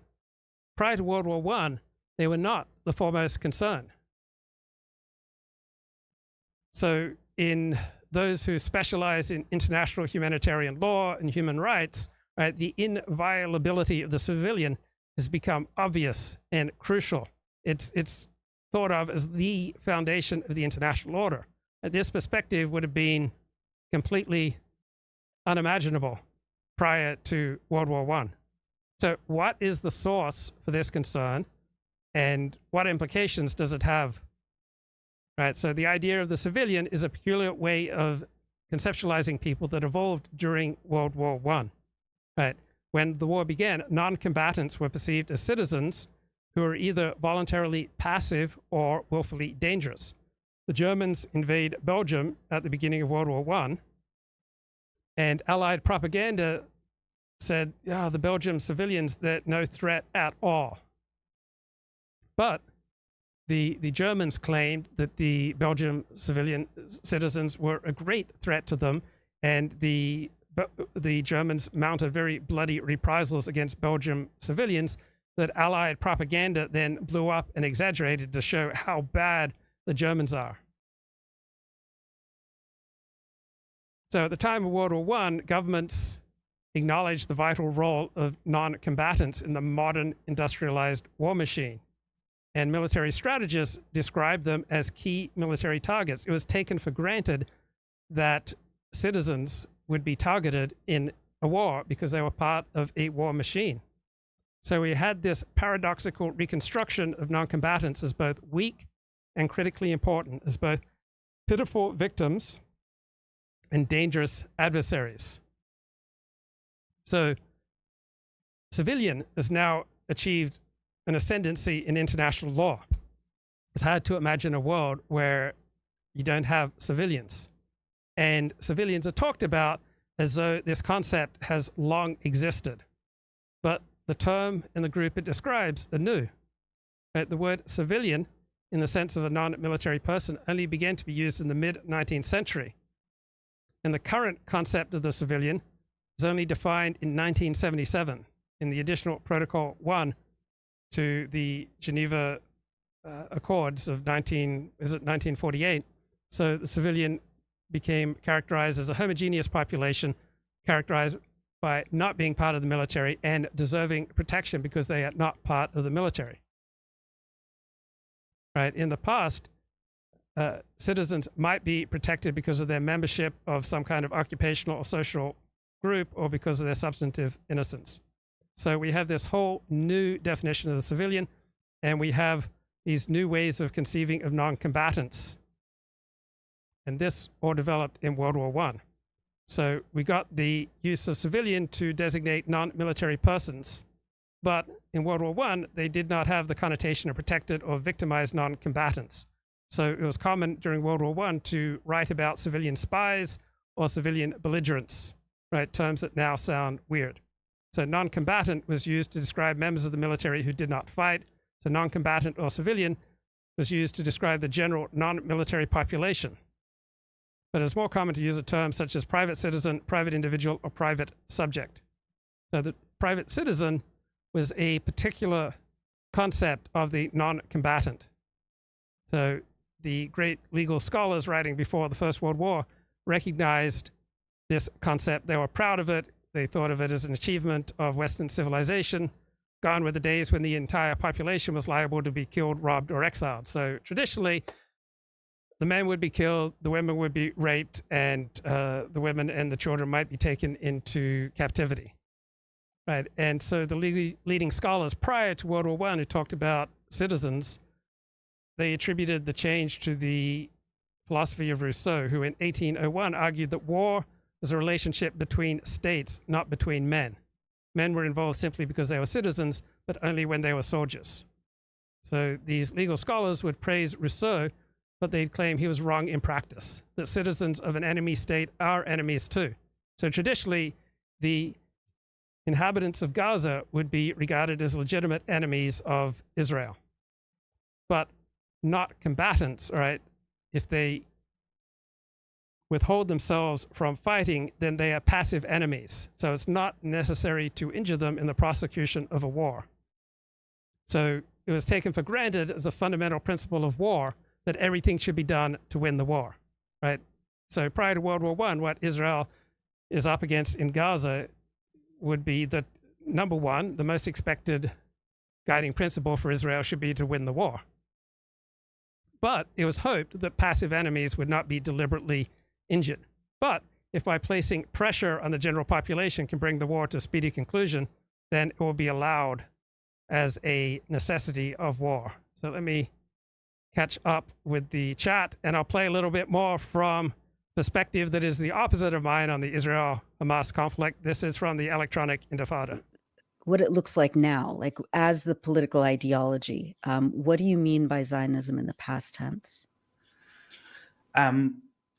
Well, I hope we're also going to talk more about economic things today, because not so much just the ideological stuff, although that's interesting. Okay, looking at the chat on Kick. Yes, I am from Australia, but I left when I was 11, so that's why my accent's quite mild. If I left Australia and moved to California at age 12, I'd have a much stronger Australian accent. If I left Australia at age 10 and moved to California with my parents, then I'd have almost a completely American accent. Are Britons the lost Hebrew tribe? No, they're not.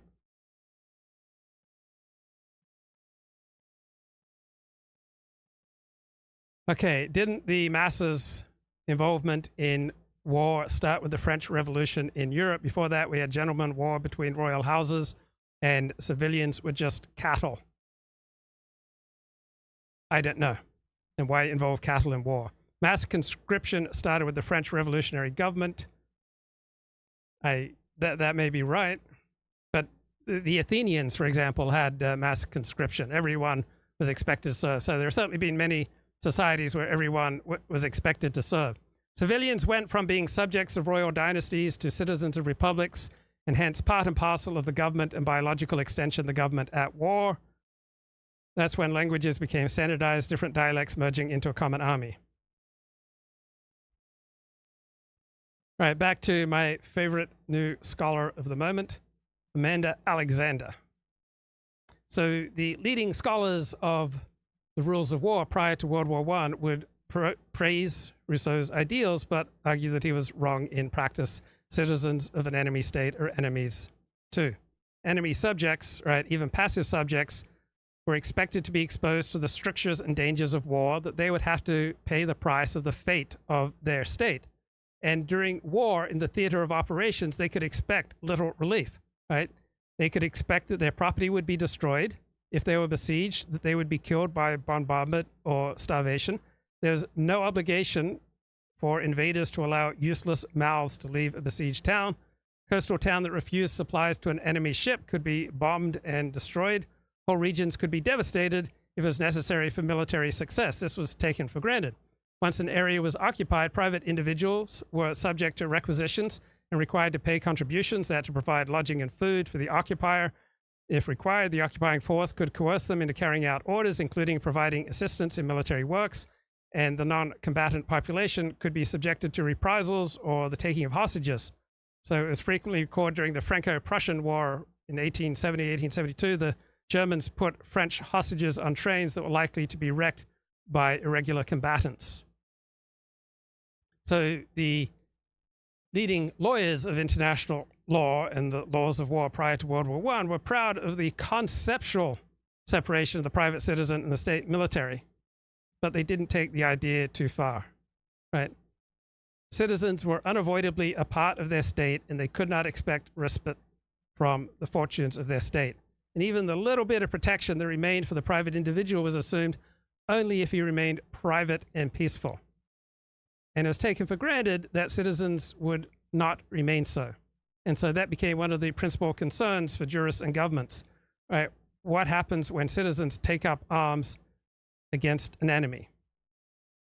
Right? What if they participated in brutal, uncivilized warfare? You had these irregular civilian combatants, and it was expected that they'd be liable to be executed, and the rest of the population would be subjected to reprisals. So it was the usual practice for an invader to announce as a promise and a warning that he would make war only against the soldiers as long as the rest of the population remained neutral. So you had the Hague Peace Conference in 1907. While the delegates believed that citizens were likely to take up arms against an enemy, they differed in what they saw as a proper response to this possibility. Germany was still traumatized by the experience of fighting citizens, free shooters, in the 1870-1871 Franco-Prussian War, which was most vigorously opposed to Germany by irregular French combatants. So according to Germany, fighting outside the state military was savage, inhumane, and unfair. So one leading German general said, "It's time to remember that soldiers are also men. They have a right to be treated with humanity. Exhausted soldiers after a long march or battle, they might come to rest in a village, and they have a right to be sure that the peaceful inhabitants shall not change suddenly into furious enemies." Now, Switzerland, Britain, and Belgium agreed that citizens were likely to resist invasion, but they felt that this should not be so rigorously prohibited.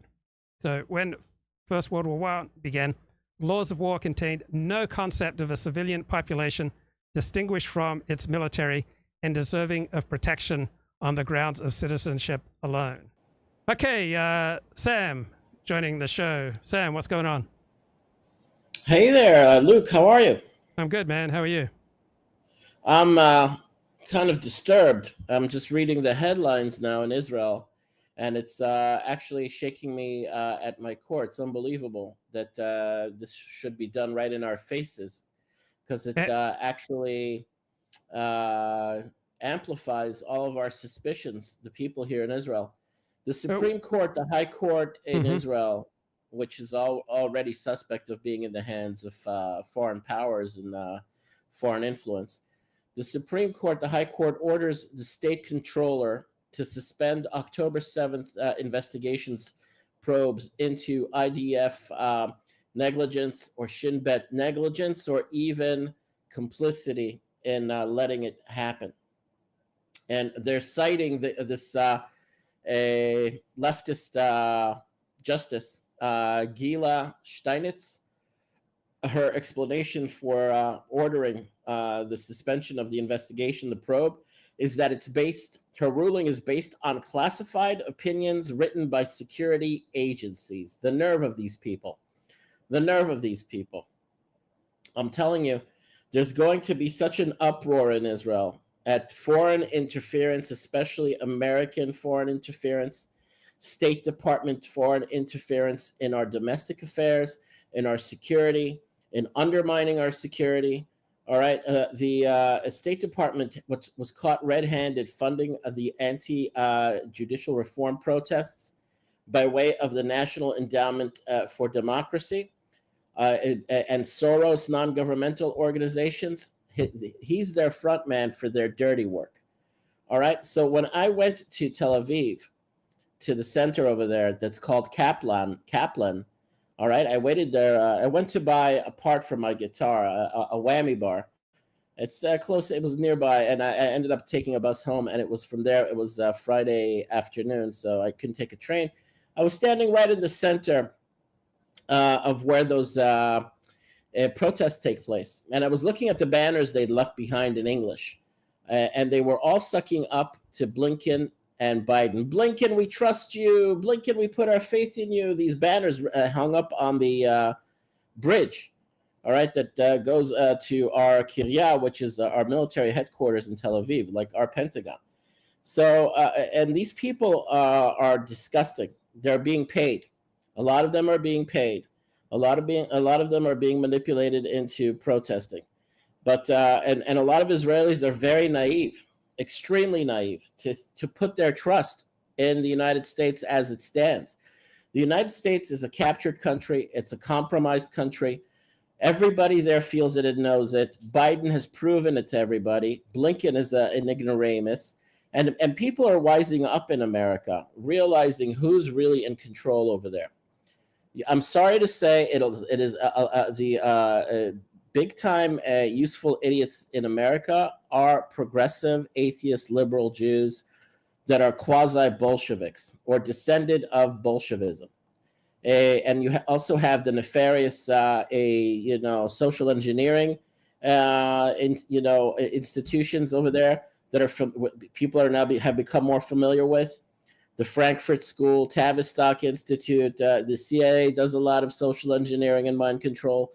I talked with Claire about this a lot, and people are wising up to this. They know that this is an agenda in America. America is not what it seems. People there have begun to understand this, and now you have a legislation having been passed to authorize a draft of 18 to 26-year-olds in case of a war that breaks out, and then the necessity for a draft. So a draft is in place right now.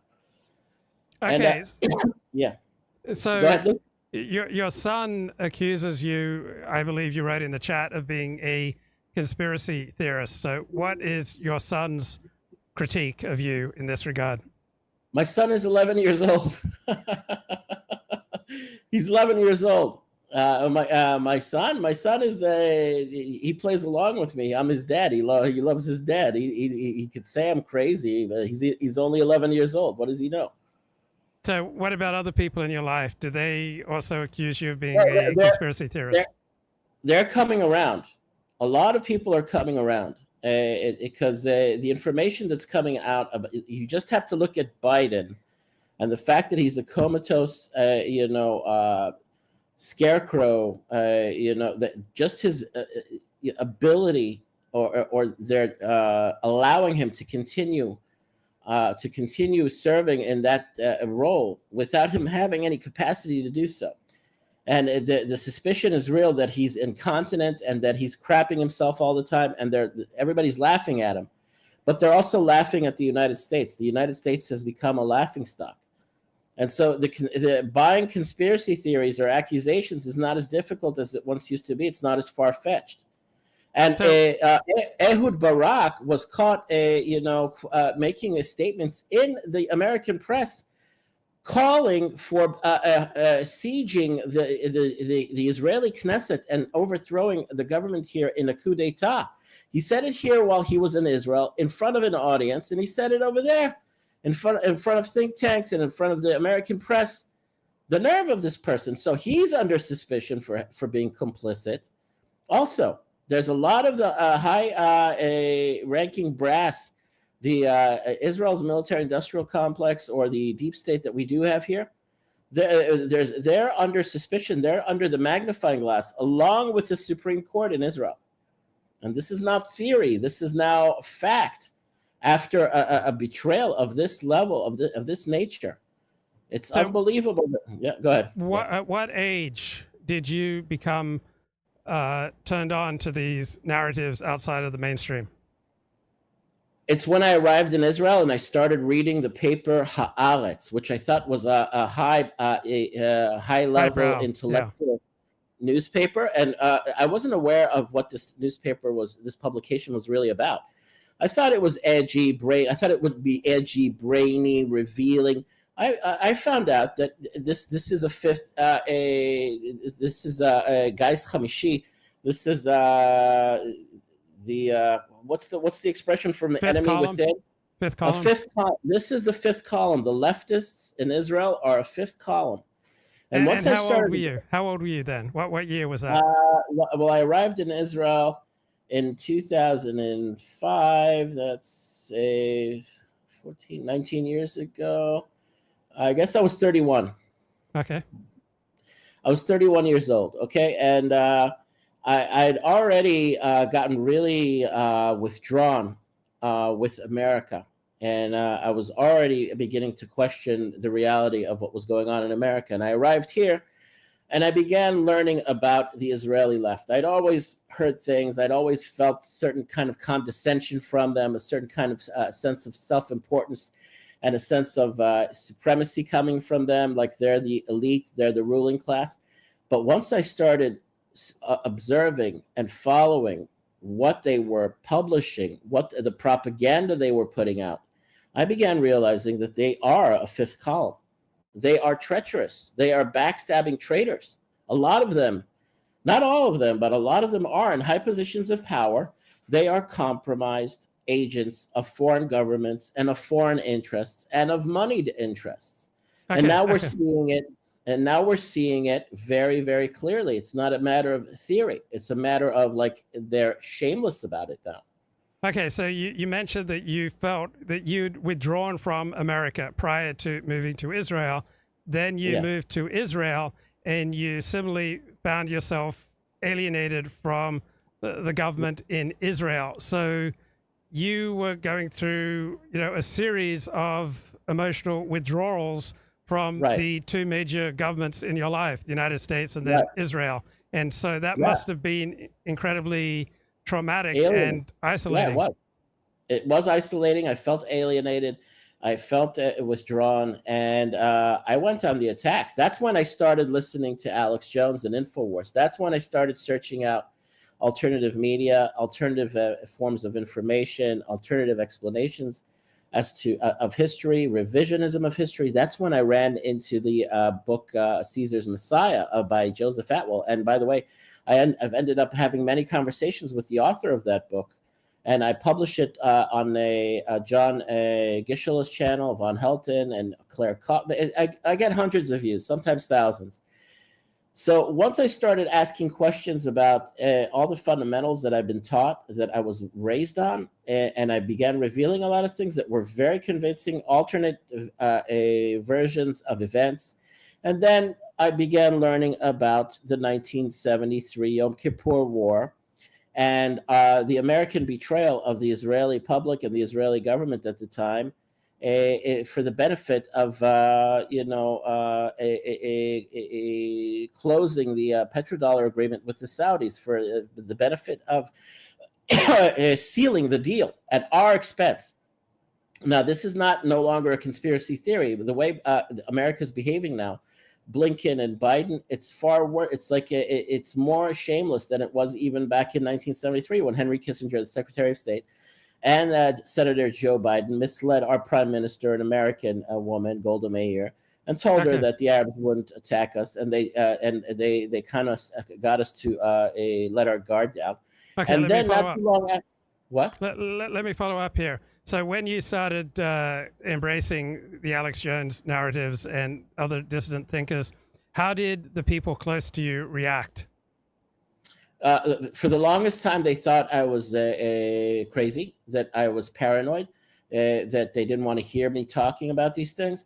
But when they began realizing that I'm associating it with end times messianic prophecies that are being fulfilled right now, and that these truths would become mainstream and that would spread throughout the world, and they'd have people from around the world would have access to alternative information, and it would stimulate their ability to doubt, to speculate, to question, and to not go along with mainstream narratives. The mainstream in America is despised. I hope you know that. They're despised.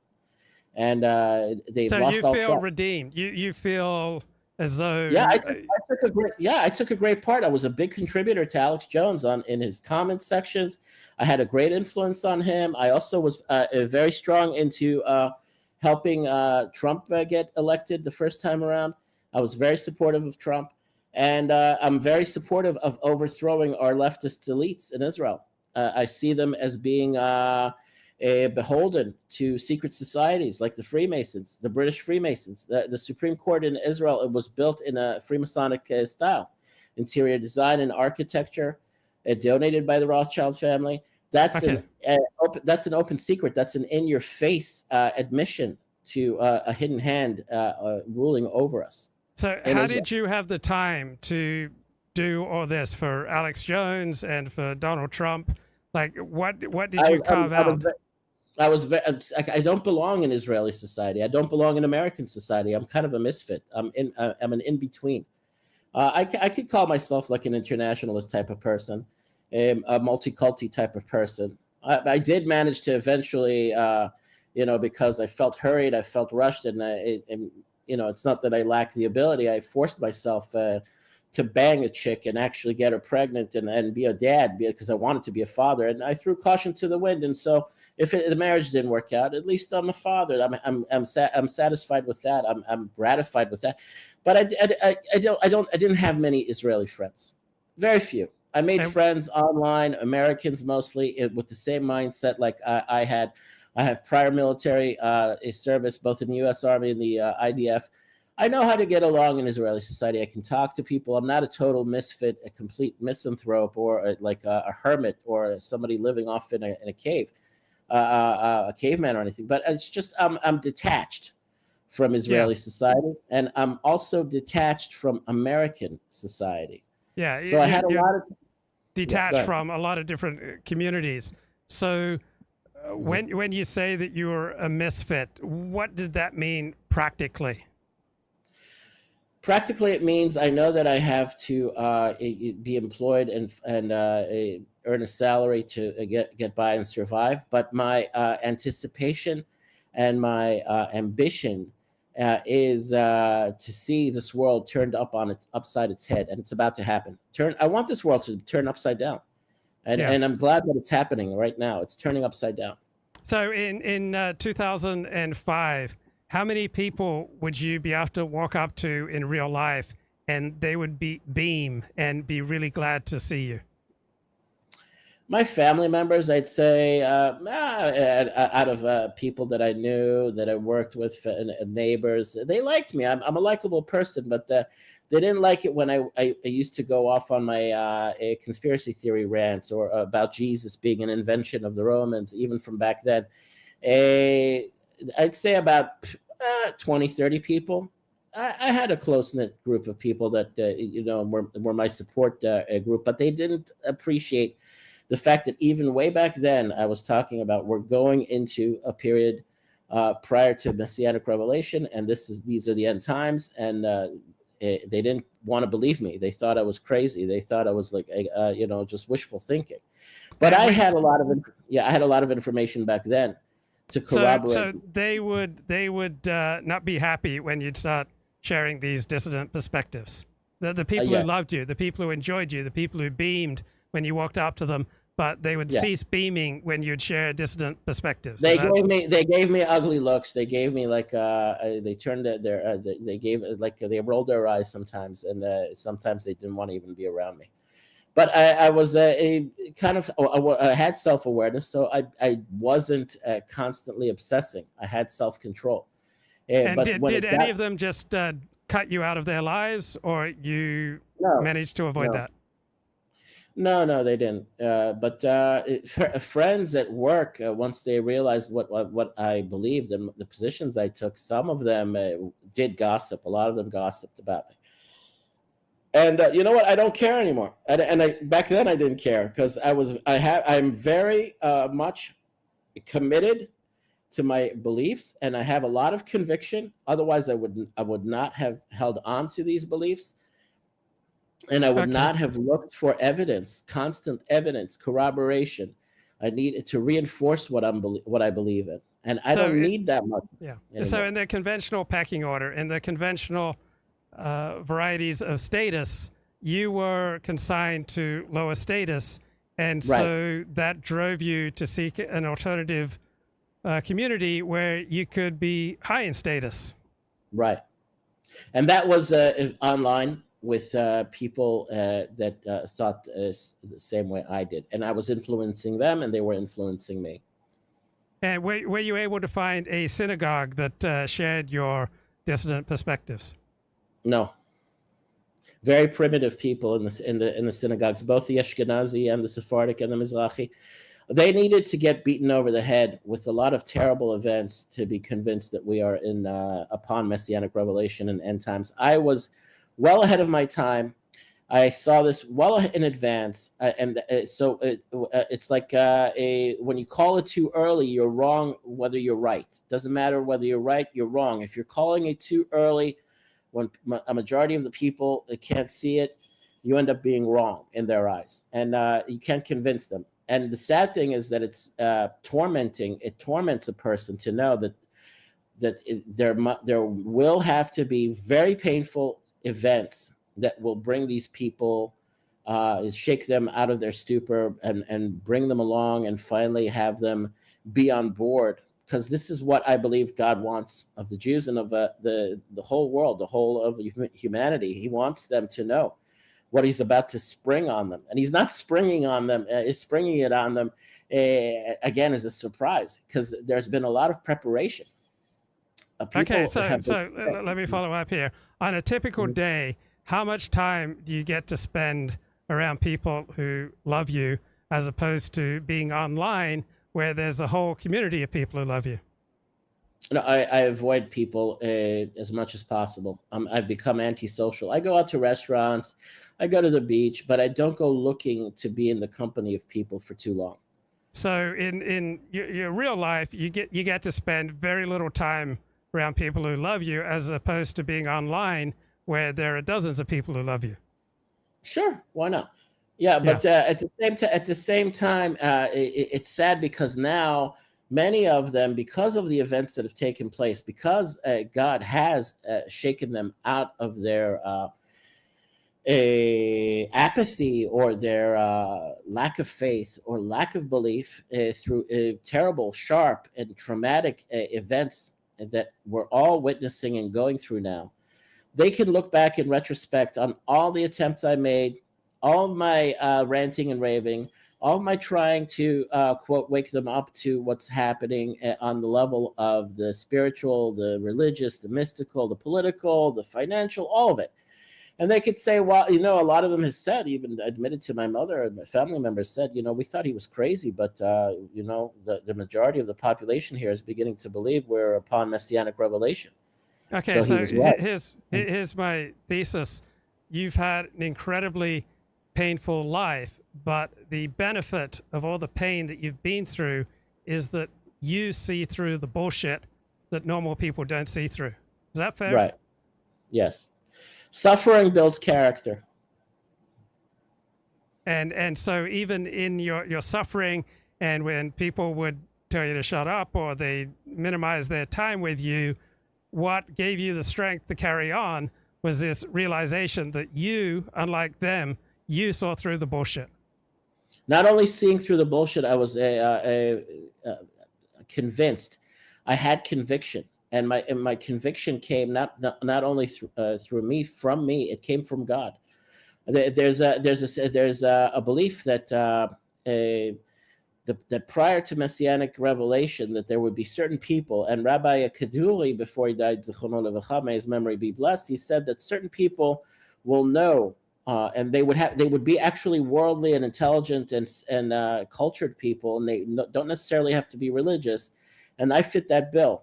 And he wrote this in 2005 before he died and passed away, and that's when I arrived in Israel. And not too long after, I started getting into the mix, and one way or another, I was being led down this path, and my convictions were, firm and unshakable, and nothing could shake me. People told me, stop talking about Mashiach, stop talking about Messiah, stop talking about end times. It's distasteful. It puts us off. And then over the years, events took place, things started rolling downhill, and then reality began hitting people in the face, the truth, and all the level of treachery in our government and in our culture, in our society here, and then the divisions. And then it began to be very conspicuous. All the Talmudic, markers, all of the end times Hebrew prophets markers, all of them were starting to flash red, flash, and now it's flashing frickin' Inferno read. So even the most. Yeah. Okay, let me ask you another question. Would you like for your son to have the same sort of pain, but realizations that you've suffered, or would you prefer for him to have a more conventionally connected and successful life? Obviously, the second. And now I'm not concerned about him having to go through what I went through. Absolutely, that's another part of my belief system and my convictions. I'm very satisfied and very calmed and very tranquil. I'm very at peace with the fact that he will have a far easier, far better life and far less, torment than I did, because we are upon messianic revelation. So my son will be spared having to go what I went through. And did you see people socializing, going to the beach together, going to dinner together? And do you feel any envy of them, or do you feel sadness that they don't see through the bullshit? The second. I feel sad for them that they don't want to see, they can't see, and they can't challenge themselves, and they're willfully ignorant, or they are aware of things. They know how do you say, the immediacy. They understand the immediacy. They feel the threat, but they don't want to connect it to things that are beyond their conventional beliefs or their cookie cutter kind of positions that they take. All right, so they don't want to challenge themselves. Yeah. Okay, Sam, I gotta run. Thanks for calling in. Hey, guess what? The G7, the Europeans confiscated $50 billion of Russian money that was frozen assets. And this is the ball rolling downhill. It'll have a snowball effect. In no time at all, my Rabbi Nir Ben Alzi, said, don't say that you haven't been warned. The Jews of Europe, the Jews of America, you're going to return to Israel penniless with only your shirts on your backs. That's what he said. He warned of this for years. We are upon messianic revelation. That's my final say to you tonight, Luke.